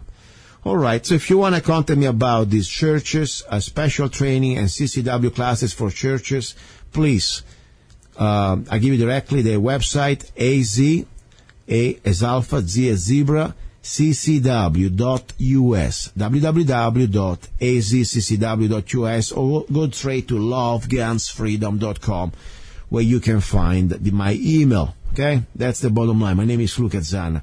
And people say, what is your background? Let me tell you a little bit. First of all, I call myself a professional student. People say, wow, what do you mean? You always study? Yes, I always study. Why? Because I really believe that there is a point that you never know everything. Okay? Never. When somebody tells you, I know everything, guess what? Run. It's an arrogant bastard. That's what you have in front of you. I always believe that my duty is always to keep learning, always to keep training. Okay? I started with different qualifications. I am, first of all, NRA certified handgun instructor, NRA certified rifle instructor, NRA certified shotgun instructor, NRA certified self-defense inside the home instructor, NRA certified self-defense outside the home instructor, NRA chief range safety officer. This is just for starters. And people say, are you trying to show off? No, I'm just trying to tell you that I'm not trying to pump myself out and tell you things that I don't study first. And I don't try to be as much as I can. And normally, I don't even stop there. That's why I like to collaborate with people like Patrick that have also military background. Because I really believe that we need to look at this in every different corner, from different corners, different aspect. Okay? We want to be sure that we can provide you as a law-abiding gun owner the best knowledge, the best training, for the best value. Okay? That's it. Now, Another thing I want to say, I normally like to meet my listeners at the range. And I go to a couple ranges in Mojave County, and I have different days I go. If you want to meet me, you want to shoot with me, please, just come and shoot, okay? I like to talk, but we talk after shooting. When I go there, I try to train hard. But call me, contact me, or not call me, PM me on Facebook if you're a Facebook friend, or email me. And I'll let you know the day we can go together. That would be great. And maybe you can show me what you know, I show you what I know, and we can train together. I'm trying really hard to improve my next level. I want to try now to get into the next qualification I like to get is a handgun combat master.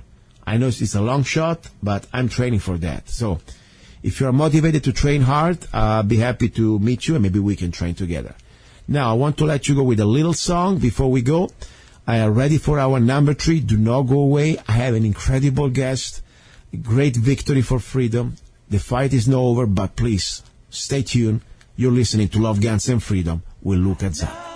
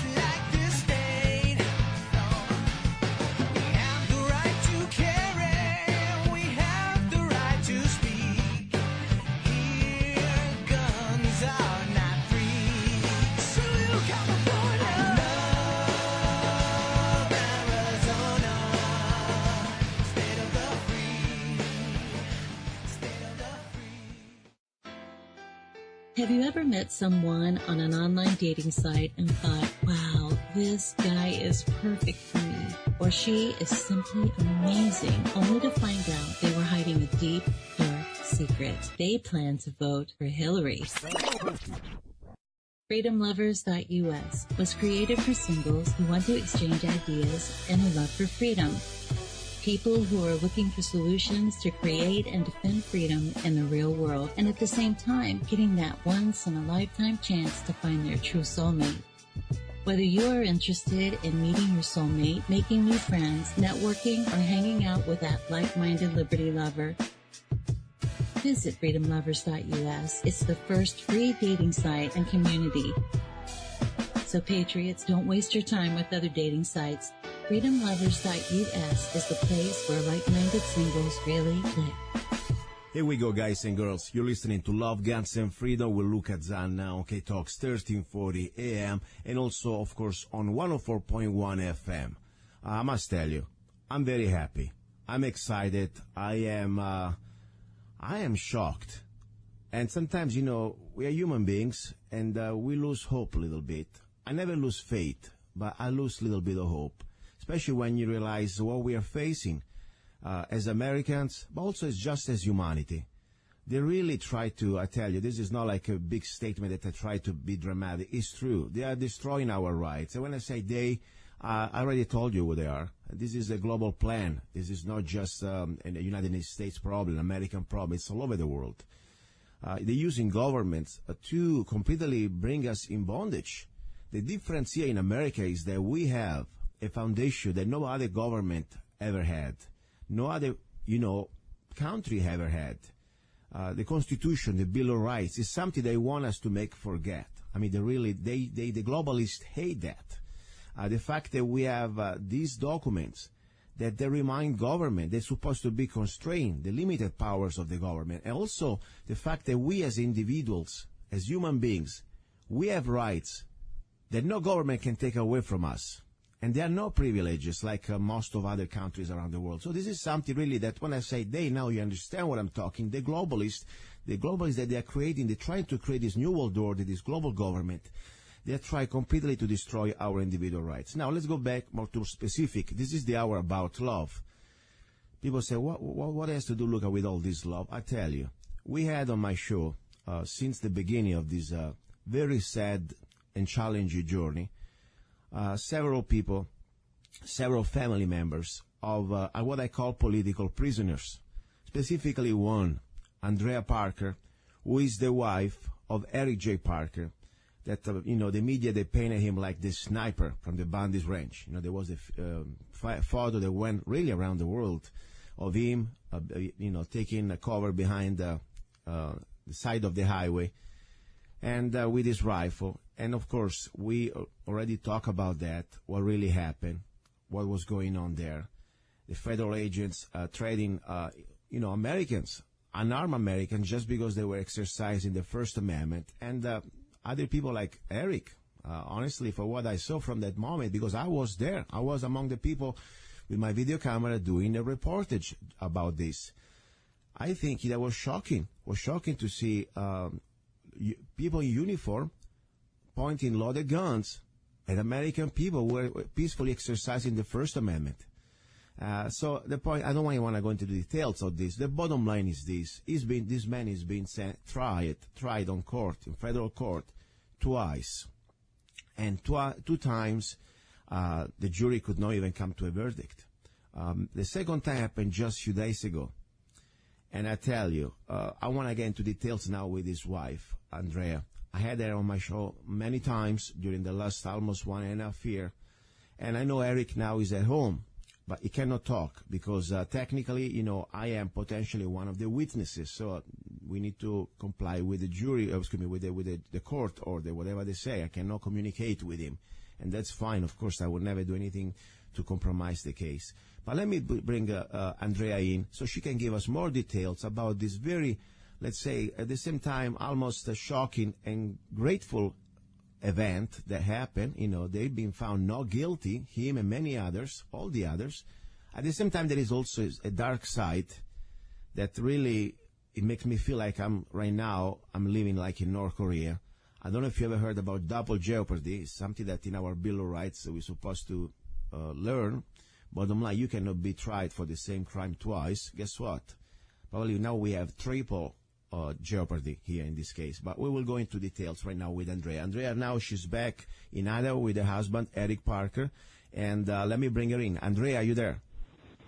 Yes, I am. Can you hear me? Yes, I hear you very well. Thank you. Thank you for taking the time. I know you are finally back home with your husband and family. The family is all united. So, it's precious time, the family you have. First of all, how guys you doing there?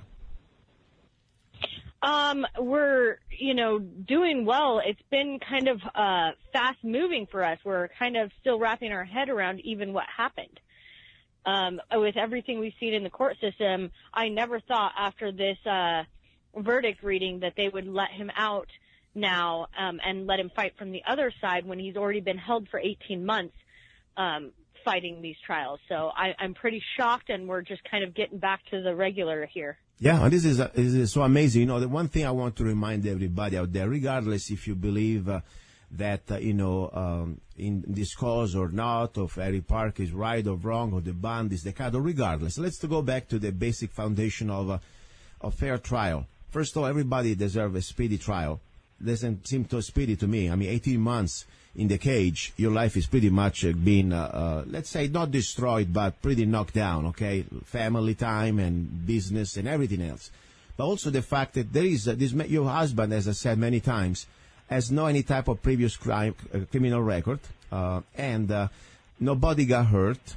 There was no incidents like, somebody got shot or somebody got robbed or any type of, harm, nothing.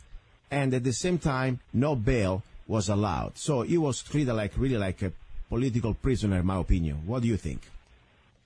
Absolutely. It's a way of punishing them before they're even found guilty of a crime. And the government's done this by adding those 924C enhancement crimes that hold the mandatory minimum. And when they were first arrested, they had 4. It was over 100 years mandatory minimum. Wow. They dropped one of them, and it was down to 3, which is still like 75 years mandatory minimum. Gosh. Eric is still facing 2 if we go back to retrial. So he's still facing a 32-year mandatory minimum. This is like a torture, slow torture, because I tell you, every time you go through this, not only is going to cost you time and, of course, but stress. I mean, they want to break you down to try to plead guilty or something, because you know what they said. I want you now. You go into details for the final sentence of all these other guys and girls. I mean, everybody was there that was found not guilty, and I also want to find out exactly how this is so very unusual, and I really believe in, for my opinion, illegal. I mean, if we believe that we have a constitution, a bill of rights. I remember one of the first things I learned was about the double jeopardy, something that other countries don't have, but we do. You cannot be tried for the same crime twice. Am I right or wrong? Well, yes, I believe so. And how they're getting around this is that when it's a hung jury, the judge just calls it a mistrial, and they're allowed to go again. Wow. And I think that in the John Gotti case, I think they went 4 or 5 times before they gave up. And wow. So how many times can we possibly sit through this? It could be some time. And another reason that I think that they're doing this is every time they push and retry these guys, they push everyone else back. So those people are now sitting in jail for much longer. Yeah. And what is it called? The government's position and what they're doing here is just prolonging and keeping all of these guys away for a long amount of time. Rolling the dice until they win. Yeah, and let's put it this way. I want to now, as I said, this for me, I tell you, I had no idea what to expect, because I know that the FBI informant, please help me out with his name, I forgot right now, the guy that was sentenced, I don't know, many years. Greg Burleson. Yeah, Greg Burleson. By the way, I met in person that day, and I took a photo with him too. You know, as I was there, I was taking photos with everybody, and he got found guilty for how many years right now? How many years is spending, this man? 60 or is it 68 years? Yeah. I mean, 68 years. Okay. The point is, as much as I dislike the man, okay, because I realized that he was unfortunately tried to create the drama and set people up. So that's very sad. But still, I mean, nobody got killed, nobody got harmed, and this man is facing more time than if you do a bank robbery, or if you even kill somebody. I think you're going to get out much easier with that. I mean, that's exactly what I don't understand is going on here. They're throwing the book also at their own. I mean, if this guy really was collaborating with the FBI, we have enough evidence to say so. That seems very also pretty strange, the fact that they're really going so hard on him. Why do you think that? Why they did that to Mr. Burleson? What do you think? What is your idea? They convicted Burleson on thought crimes. So he is in bad health. He's gone blind in prison from not being treated for his... Okay, one second. Something's going on here. Get close to the... Closer. This is a strange sound coming out. Are you there? Okay, yeah, can you hear me now? Yes. Sorry about that. No problem. He was going blind in prison because his diabetes or his medical conditions weren't being treated. And so now he's being forced to go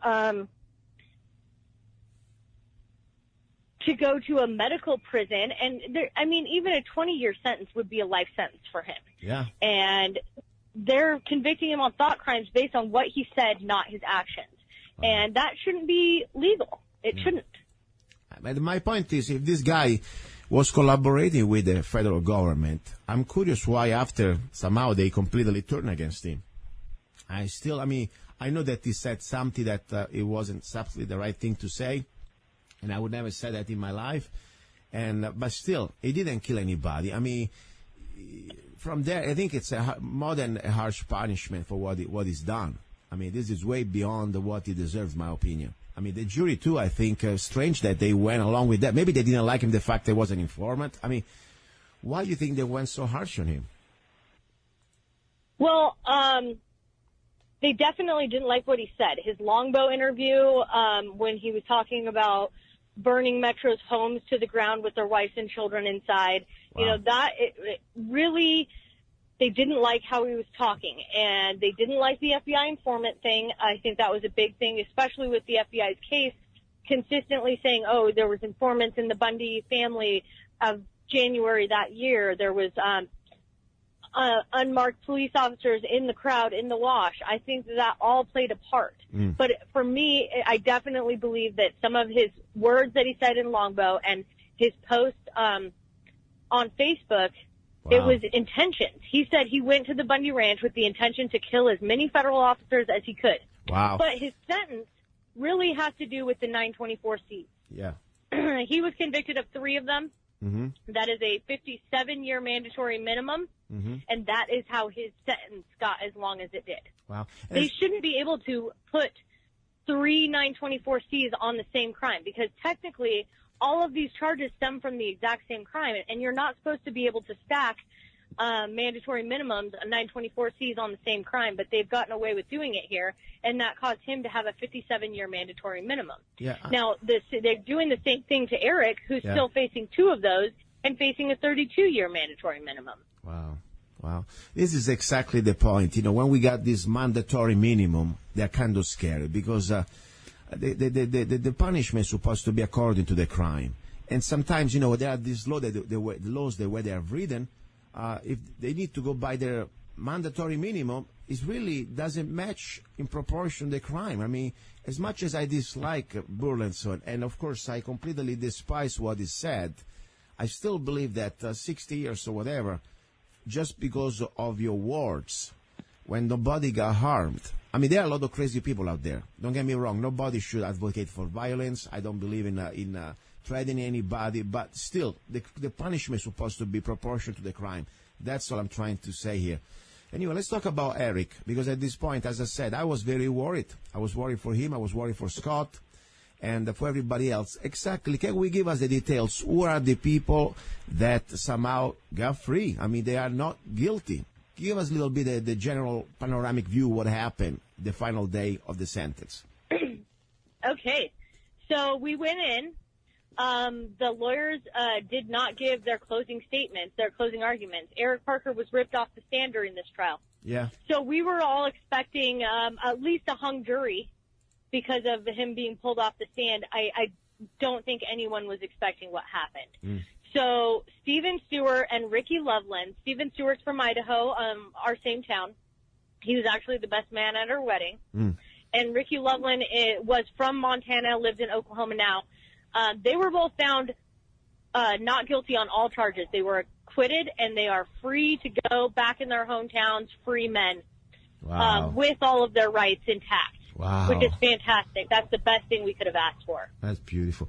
And what they were facing, I'm curious exactly how many years they were facing for them in case things... all of these guys were almost facing 100 years in prison. Wow.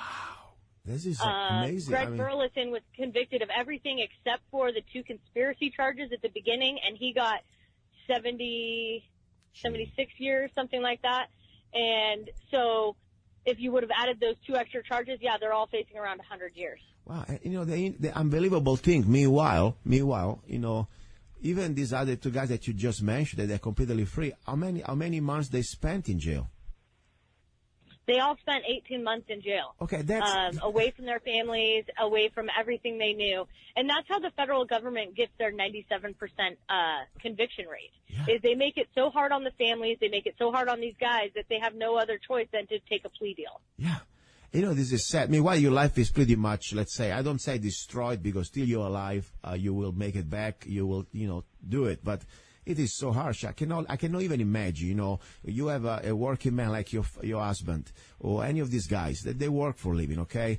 And you get them out of the equation. You cannot pay anymore the mortgage. You cannot pay anymore the car payment or whatever you have to do. Your kids, first of all, need a figure in their family. But meanwhile, you got bills that are piling up. And forget about paying a lawyer that probably you don't have. You gotta go to really try just with the hopefully God helps you to have a decent public defender or somebody pro bono. Who knows?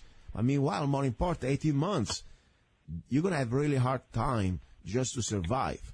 So that's the thing that is really unbelievable. As I said, before even we go into believing that, we agree or not with the situation, even if you are on the other side of the political spectrum, I don't care. This is not about left or right. This is about, do we have still a fair trial system in this country or not? Or we are like under some sort of banana republic, tyrannical government. And that's unfortunately what I see. 18 months spending, waiting for trial, when you're supposed to have a speedy trial. At the same time, you cannot even post bail, especially when you are, and I know your husband, I mean, we talk about that many times, and also other people, they're all law-abiding people, never had any previous record, criminal record. So this is the travesty, in my opinion. This is really an act of violence. Now, tell me exactly what happened to Scott and Drexler is the last name, right? And your husband, yes. Exactly. They got some part of the trial that they were completely innocent, and some they found hung jury. Give us more details on this, please. Okay, so both Scott and Eric were acquitted, found not guilty of both conspiracy charges. Mm-hmm. This count 1 and 2, the conspiracy charges. This is extremely important because now they can't use the pictures and anything about them against any of the other guys. Because what they're doing here is they are using, if you're part of a conspiracy, then you're also responsible for any other crimes that anyone else in the conspiracy commits, even if you knew that person or did not know that person. Mm-hmm. So that's a huge win for all of us. Yeah. Then they were also found acquitted of obstruction of justice,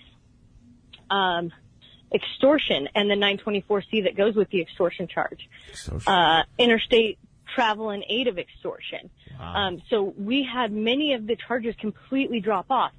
Scott Drexler was also acquitted of the threatening a federal officer and the 924C charge that went with that. Eric was hung on those 2 charges. So in the end, Scott Drexler is only facing assault on a federal officer and the 924C that goes with that charge.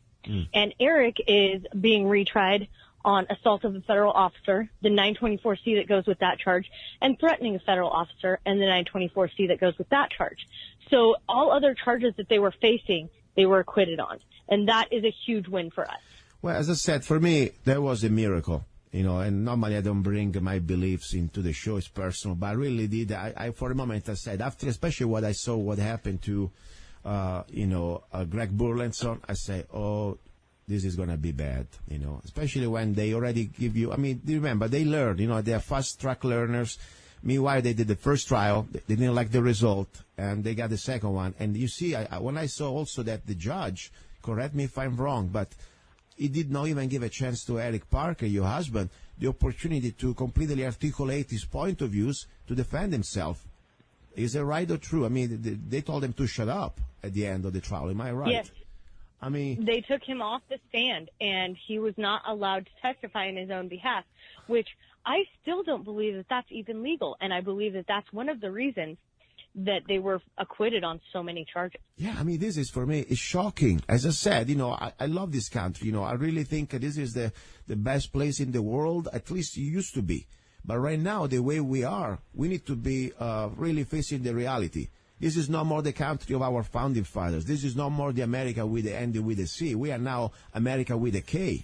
Because this is a political oppression. This is completely disregard of our Bill of Rights, due process. Okay, as I said, I don't care if your husband was somebody I didn't like. I don't care if it was completely different political opinions than mine. That's not the point. The point is everybody deserves a fair trial. Everybody is supposed to be innocent until proven guilty. That's the bottom line. That's the way this country is unique, supposed to be unique. Now, tell me something about, this is still pretty much shocking now. First of all, remind me something. Your husband and Scott and all these other guys, did they have like a personal private attorney, or they were just hanging out with a public defender? We all just have public defenders. And at first, I was really concerned, and by the end, these guys were fighting so hard. They even told the judge at one point they felt like they needed lawyers appointed for them because the way that she was going to accuse them of what? being in contempt of court. Are you kidding? Yeah, the lawyers themselves. Oh my gosh. And as soon as one of the lawyers got up and said, well, I feel like we need to have a court-appointed lawyers for ourselves, oh my gosh, she immediately started to back off. And so I think that definitely helped us. I think that them stepping forward, I mean, they were at a point facing like losing their entire law practice just to fight for these guys' case. That's how bad it was here. We had everything taken from us. We were not able to put on a defense. We weren't able to talk about why they went or any of those, the First Amendment zone, Dave Bundy being arrested, Margaret Houston being thrown to the ground. We weren't able to speak of any of that. Wow. And we still were able to go from an 8-4 acquittal rate the first trial to an 11-1 acquittal rate during this trial. And a lot of charges actually dropped. So that was pretty big for us as well. This is, as I said, I really believe this is a miracle, or at least we had something that they didn't see it coming. As you know, they have the prosecutors. It's a federal prosecutors has unlimited resources. They're using our tax dollar and millions of dollars. They don't care. It's not their money at the end of the day. It's their arrogance. It's their ego. They must have the 97% success ratio. And I'm sorry, this is sad because, they should stop thinking like that. They should think, hey, we have in front of us human beings. They also are Americans, by the way. And they should be siding by the justice, by the truth, not just by their ego. I must win, just because I must get, my points at the end of the month. And that's the sad thing. I mean, where is justice? The end of the day, you're supposed to be fighting for justice, not fighting for because you want to be right, or maybe because you don't like the political ideas of the guy on the stand. That's the point. And I'm very saddened because I tell you, I don't even hate them. I feel sad for them. I feel sad for their sons and daughters because maybe now the way they're creating this situation, one day maybe they have a relative facing the same nightmare that they're giving to others. That's what I really, we will have a country if we don't stop it. If we don't stand for this, it's going to be completely like out of a sci-fi horror movie. Seriously, 1984 is nothing compared to this. Now, question. First of all, these lawyers that you had as a public defender, they are great because normally I don't have much faith in these public defenders, but so far I must judge them by the results. What they've done is amazing. What do you think? Was part of their job or maybe just because the jury was smart? What do you think? I think that they were fighting really hard. Wow. And I think that, their decision at the very end to not give a closing statement, I think that helped us a lot too. And it also took away Stephen Meyer's ability to do another cross-closing statement. So we kind of took the wind out of his sails at the very end as well. Wow. And I think it was huge in the fact that these guys were not only acquitted of so many charges, they were only 11-1 on the remaining 6 charges between the two of them. And they were released, which is kind of a shock to me because, like I said, they've been held for 18 months. And every time we talk about getting a detention hearing, they laugh in our faces. And here, the judge just was like, yeah, they can go home on pretrial detention. Or pretrial release, and it's been a shock. Can I say something? There is a point that as much as they're arrogant, as much as they can do whatever they want, there is a point that more they push, more they are completely blatant about this, completely, let's say, there is no justice, there is no more system. It's an abuse of power, in my opinion, okay? Even the average person who normally don't care, start to wake up. Because right now, if you tell me after the third time they tried them and they found them not guilty, and they still want to keep them for another 18 months or 6 months or whatever, even a day, this is like it's a kidnapping, in my opinion. That's what it is. It is no more about they are kidnapping the man. Okay, so my point is maybe they realize that too. That they need to let it go for a moment. Now, what is exactly Eric and Scott? They are back in Idaho. You're back in Idaho. And right now, you are not completely free. I mean, you must have some sort of rules to follow, like, I don't know, probation. What's going on? You have to check. Yeah, Eric has to check up with the officer. You must stay in the house. Tell me exactly some details, please. Well, yes, he has got a pretrial release officer that came and checked our house, made sure we could be there. Anytime we're leaving, we have to communicate with him. He cannot communicate with, as you said in the beginning, anyone on the witness list. Well, the witness list is for the entire Bundy Ranch trial, so there is like pretty much there's like 200 plus names on this list. And so that makes it difficult for us. You know, we're not free to travel wherever we want. Mm-hmm.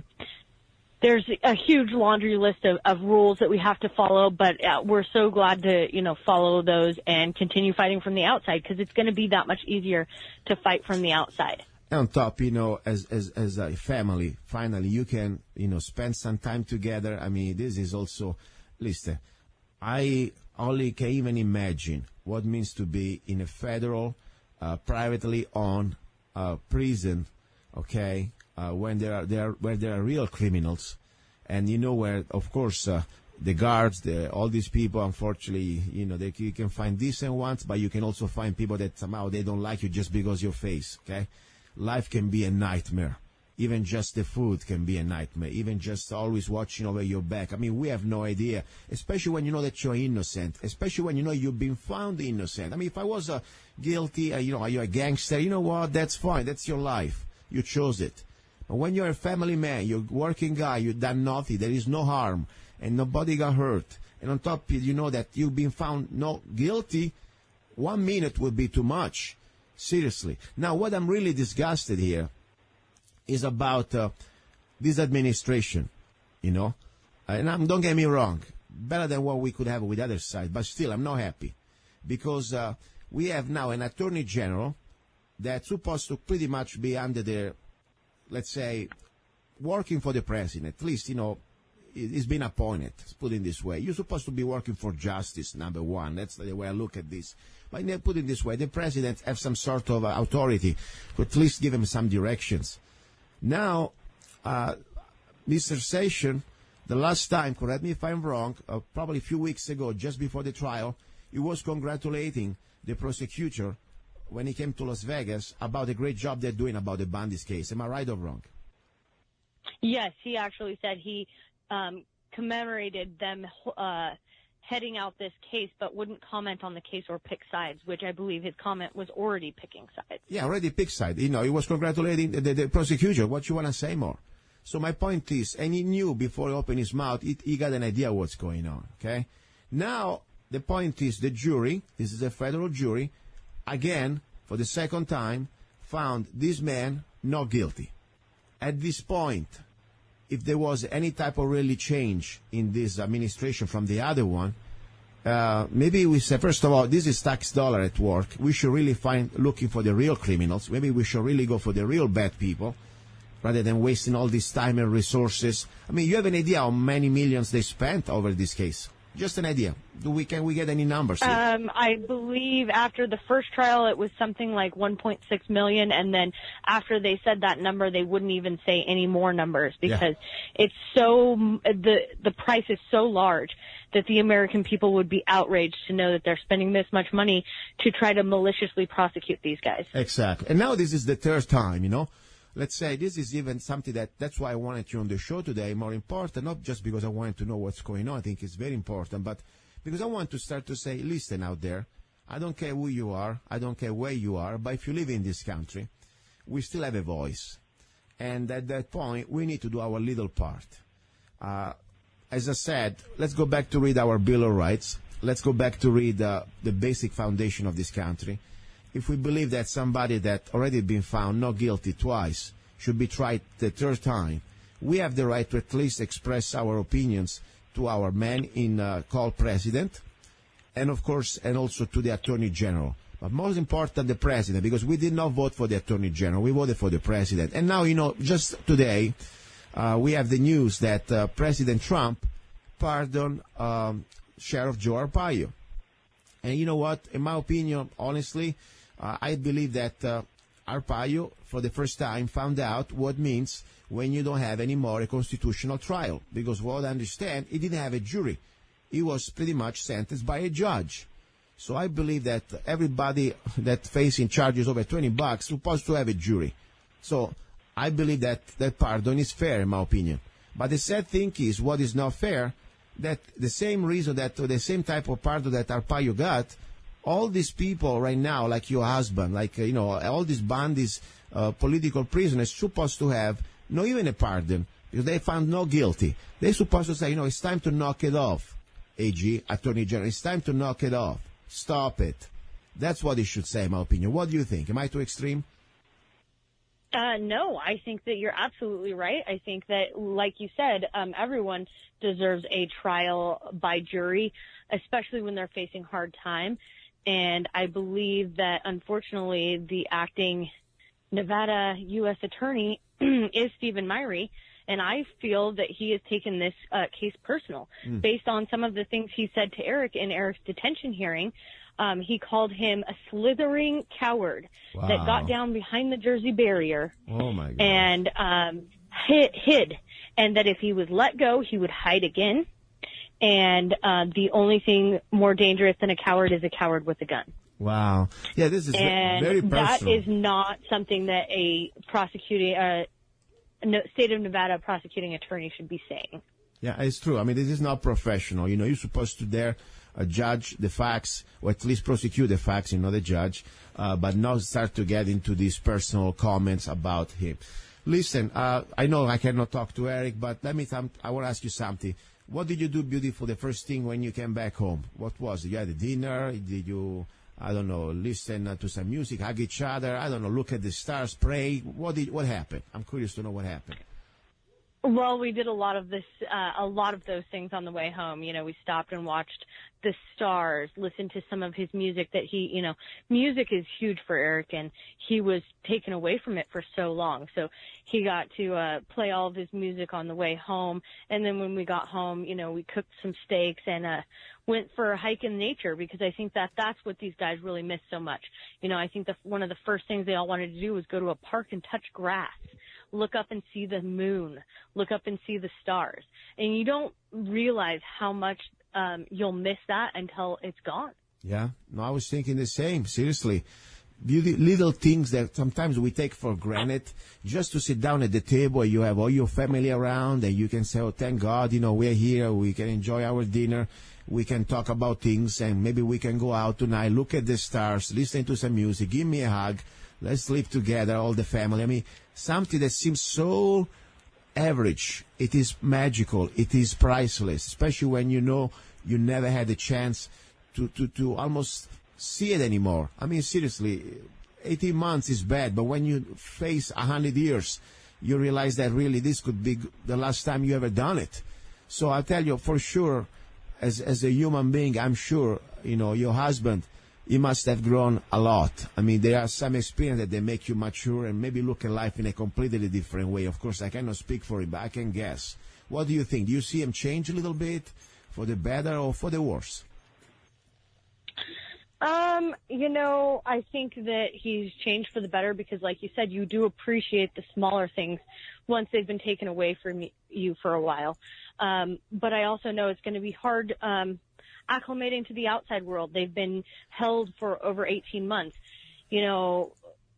segregated, men only, no women around. There's all of these different things.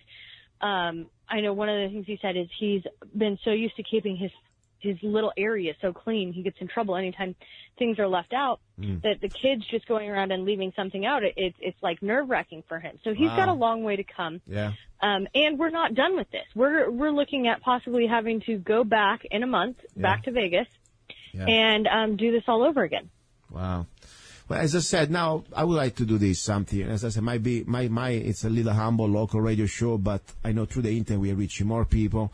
I would like to say, everybody out there who is listening to this live show today and also to the broadcast that you can find on lovegunsfreedom.com. This is why I put you in the hour of love. It's not an accident. This is not politics.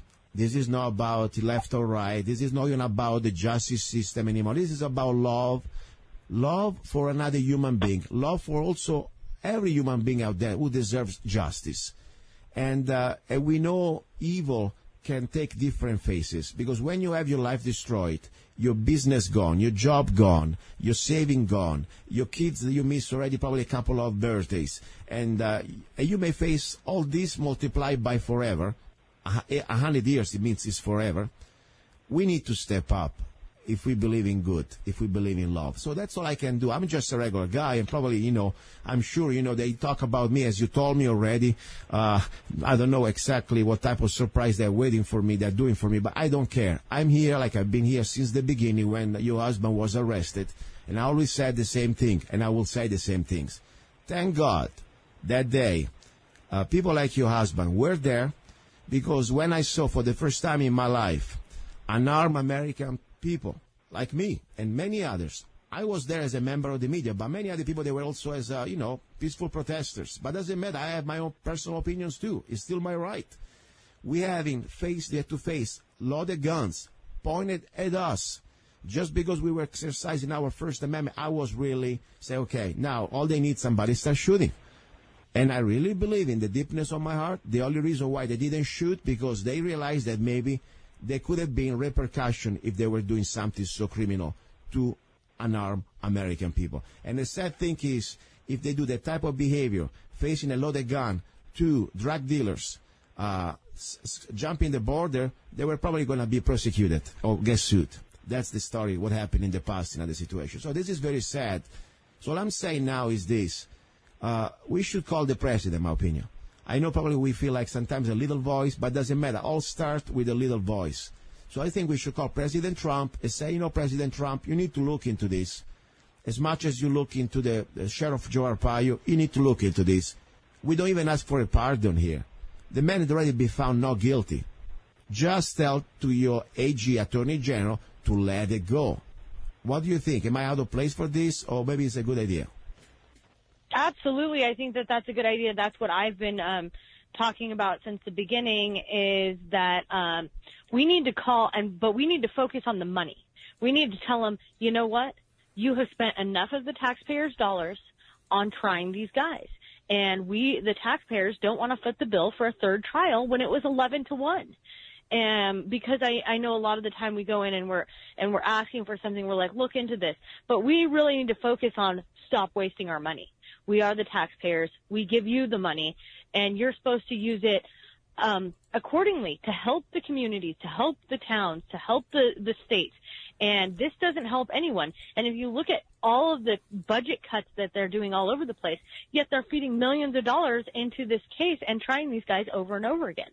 Okay, Moni, I'm sure it's something that normally in politics people listen, but I think life and justice, that's for me even more important, because at this point, I don't care if it was $1 billion here. There is a life. There are several lives that there are innocent lives. They've been found innocent, not guilty. It's time to let it go. Yes, let's bring also the money. That's fine. Listen, I want to say, first of all, I'll give you now the floor to close whatever you want to say. But meanwhile, I want to say, I know I cannot speak to your husband. Just say hi to him. I pray for him. And I hope one day, I really would like to, we met only one time that day. And I promise, I like to go to the range and enjoy the shooting part. And my dream would be nice to have fun, and we can go to the range together, have fun, and think about this like was just some sort of a nightmare, but also was an important chapter of American history. Let's not forget, because what's happening today, it is history in making. And I really respect a lot him. And like I respect everybody out there who did not plead guilty, even when sometimes they could be much easier, the temptation, because at that point they're standing for the truth and for their beliefs. I really believe that what is shaping the new course of this nation, because otherwise, if we let them win like this, the future is going to be completely full darkness. So I'll give you the floor. Meanwhile, say hi to Eric, okay? All right. And like I said, as soon as he's acquitted of all charges and has his rights fully restored, we would love to come up and see you. Very good. I just have to say out there, I want to thank everyone that's followed this, that's written letters, that's shared and talked about this with your friends and neighbors. There is no small part in this fight, and this fight is not over. It's just beginning. There's so many more trials that we have to go through.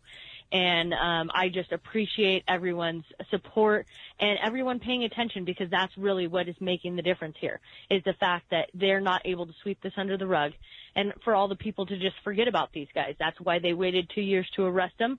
That's why they stuck them in jail for another year before the trials even started. And it could be still another year before some of them even see a courtroom. So we're in it for the long haul, and we appreciate everyone sticking with us. All right.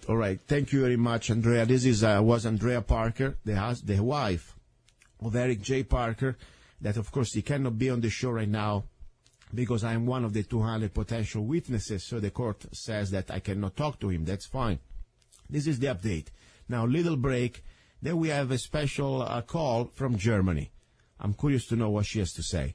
Do not go away. You're listening to Love, Guns, and Freedom with Luca-Zanna. He's a songwriter, a poet, a rifleman. I'm not afraid. And a constitutional activist. I'm not afraid. Italian by birth. I'm not afraid. American by choice. Gianluca-Zanna. I'm not afraid. And his new CD, Love, Guns, and Freedom. 16 powerful songs on one CD from the heart of a patriot.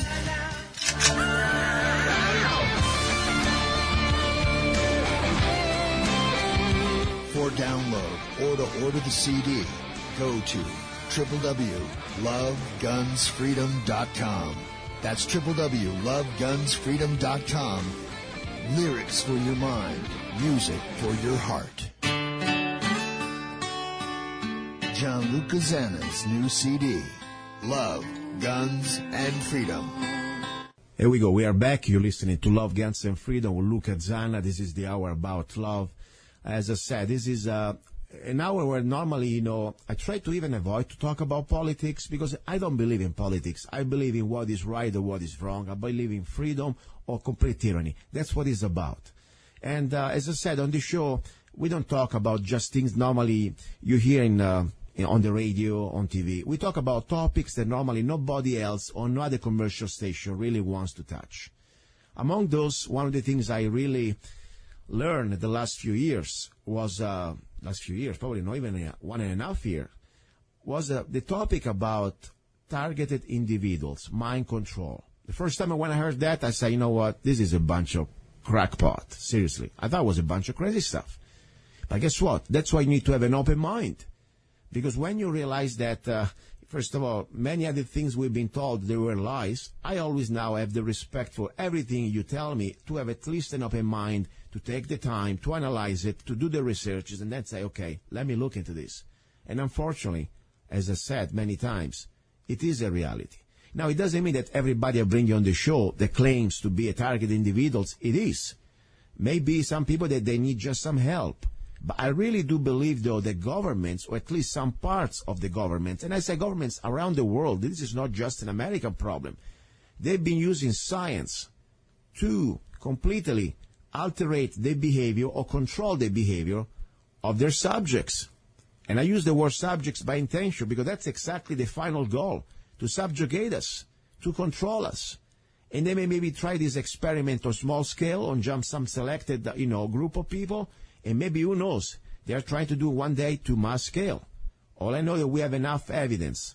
And if you don't believe me, that's fine. All I say, you start to look into that. One of the first things we have declassified was the MK Ultra, by the CIA in the early 70s. I mean, this stuff is being declassified. That was the old science. We have much, much more, high-tech situation. I have a lady who contacted me through internet, through the radio show, through the internet. She must have probably heard one of my episodes on YouTube. And she's from Germany, Heidelberg. Her name is Nadi, and I have no idea what she's going to say, but she's welcome. As I said, this show is also your show. If you have any topics that normally I talk on the show, you want to tell your story, just contact me. Go to lovegunsfreedom.com, and I'll be happy to have you on. Nadi from Germany, are you there? Yes, I'm here. Thank you very much for being on the show, Luca. And my name is Hadia. My nickname is Nadi. I'm from Heidelberg area in Germany. I'm a targeted individual. I found that out about 3 or 4 years ago when the non-club radiation started. And it's like, I have to say, what a nightmare we are living in. Tell me, how did you find out that, you were a target individual? Exactly what's happening to you? Something that did not happen before when you were not targeted. What's happening to you? That's true, Luca. Well, since I'm a 62-year-old grandma, I never ever thought these things could happen. But then I started to stick my nose into business, and I clicked on this YouTube video and that YouTube video, and then I thought, well, that can't be right. I have the same symptoms, the same things happening to me. What is it? What is it all about? And then one day I clicked on a video about chemtrails, and I just wrote a little comment on that topic, and afterwards someone gave me the answer, "You are done, bitch." I thought, what is this? And I asked my husband, and he said, "Oh, never mind. There's a bunch of people, of crazy people outside in the internet. Never mind." But then hell started, and I don't know why. And the second event happened to me. I wrote a comment about Putin versus Obama at that time, and I just wrote the lines. I typed it in. I said, "In my view, in my eyes, Mr. Putin is the wiser man." That's all. And again, someone must have put me on a list or something. I don't know how it's working exactly, but during the years now, I found out it's the horror, it's hell being radiated nonstop 24/7. So you really have some physical harms. You feel like some physical effects on you. Oh, sure. I got brand bladders on my feet. I got blue spots. I got very low oxygen in my arterial blood. When I have to go to hospital, they're even radiating people there. That's the truth. Candidly speaking, it's very sad to say, but it's the truth, and it's a horrible state, physical as well as from the psych side. But I have to say I'm a very strong-minded person, so the problem for me is really getting burnt nonstop by drones, by, I don't know, DEV weapons.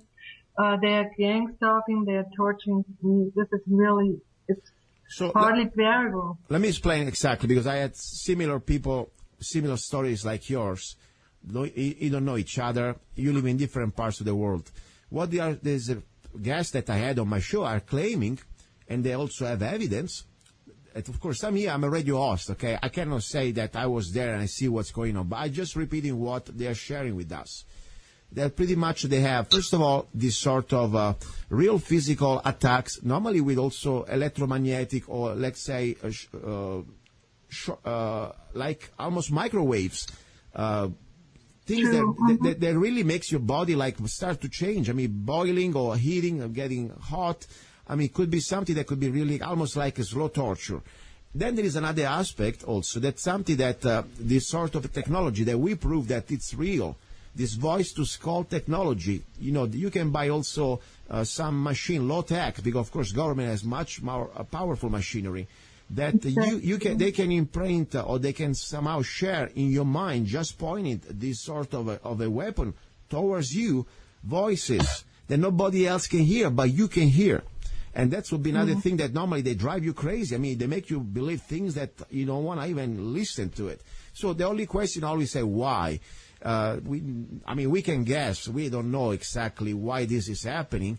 We can say, or at least I can say my opinion, I would say they're testing this technology like they tested many other things to see how they could eventually use them for war zones, or they could use them on mass scale. That's one of the ideas. Or also could be also a punishment, could be just because people, they want to somehow suppress, or just because they like to pick with you. I mean, after all, remember something, the people, they are still human beings, I guess, behind this manipulating this technology. Sometimes they just are a bunch of sadistic people who love just to see you in pain. Like, your little lamb walking around the field. Let me pick on her. Bang. And let's see how she squirms. I mean, that's all I can guess. But the point is, unfortunately, this can be real. Now, did you try to stop this? How did you try to, let's say, first of all, your husband understand this? Does he believe it? Yeah. First of all, I would like to say it's absolutely true. We have to face the background, and the background is that these electromagnetic terrorism or the MK Ultra programs or the Stasi-Versetzung, like it's to be found here in former Eastern Germany and the communism Germany, these are facts, plain facts, and we also have to consider that the military, long ago, they have already started with these programs and working on human minds, human souls, etc., etc. But the problem is if you don't know who is your torturer exactly, you cannot judge anybody, and that's sometimes a big problem, because if you heat it up and if you radiate it nonstop, if you shot with catapult weapons into your front head, if you shot into your breast with little pieces turning out into lila colors, purple colors, sorry, then you really ask me, what the heck is going on? Is somebody hating? Is somebody taking revenge? What is the background of the thing? And when you're a targeted individual, and I'm an absolutely average human, I gotta say, I'm a grandma. If you have become a targeted individual, then you start to get deep and deep and deeper into the material. Yeah. And then you have some guesses and you say, what's that? I found out that the pharma industry might be involved, that the military programs, especially the proxy ones, might be involved, because first I thought, well, the government, they should protect their citizens, but it's vice versa. The whole world has become a mess. This is my personal opinion. The whole world has become kind of mess, and there is kind of depopulation taking place, and this is under disguise of different math. And so maybe it could be, as you mentioned correctly, Luca, it could be the case that somebody really just hates you or wants to take revenge or wants you to take in a program. But also I think, concerning my background, my family tribe, I think they are picking out sorry, I gotta say that the little intelligent, I guess I'm pretty intelligent, at least I was at school, and the ones who are very strong, physically and emotionally and strong-minded, and the ones who are resilient, I forgot the vocabulary. Sorry, my English is not that good. Well, let me stop you 1 second. We're almost at the end, and for some reason the audio starts to get a little weird. But I want to say, first of all, thank you for reaching out, and also thank you for even, listening. I know you're in Germany. How did you find out about me and the show? Very interesting. Of course, Luca, I'm the music lady, and hopefully if we can speak another time, I will try to give you every answer with music. There is always an answer in any kind of music, like, what can I say? If you ask me a question, I could answer with a song, because I love music. I play the piano, I play the accordion, I play the guitar. I'm composing songs. I love music, all kind of music, especially Italian opera, but also techno, also rave. Well, also I would like to have you back, I would like to have you back, probably one of the next shows. We can talk a little more also with time and calm. And maybe also I would like to ask you some questions. What's going on? How do you see this refugee, let's say, I call it an invasion. In my opinion, it is not a migration, but I don't know. I don't know your opinions. I'm curious to see, how do you see the situation with these migrants coming from the rest of the world? Are you happy with that? Luca, this is a program. I'm not so happy with that, because it's a farce again. It's a mask. And thanks to our government, I mean, not only the German government, but the governments worldwide. And there are good among them, but the plans, what they are doing with them, I sometimes I feel very unhappy about it, because they are given, for example, brand new mobiles, €1,000, and they can use these mobiles as weapons against the targeted individuals. And they're sitting in the tram and just shooting at me, at my head, at my feet, just laughing, and maybe they're even not told what they're doing. Maybe they say, diese Frau ist böse, this woman is a very mean person, maybe she's a terrorist, maybe she's a... Nati, we are at the end of the segment. I want to give you a hug and thank you, and I'll be in touch with you. Now we are friends on Twitter, and I want you back on the show. Guys, the show is over for today. God's willing, I'll talk to you next Sunday. You've been listening to Love, Guns, and Freedom with Luca-Zanna. Thank you very much. Are you ready to get lost in lust? Immerse yourself in a thunderstorm of emotions and passion. Order Gianluca-Zanna's new book, Perfectly Crazy, 69 erotic visions and love poems with forbidden erotic Italian phrases. Perfectly Crazy by Gianluca-Zanna. Available all over the world at Amazon.com and www.zanna.us.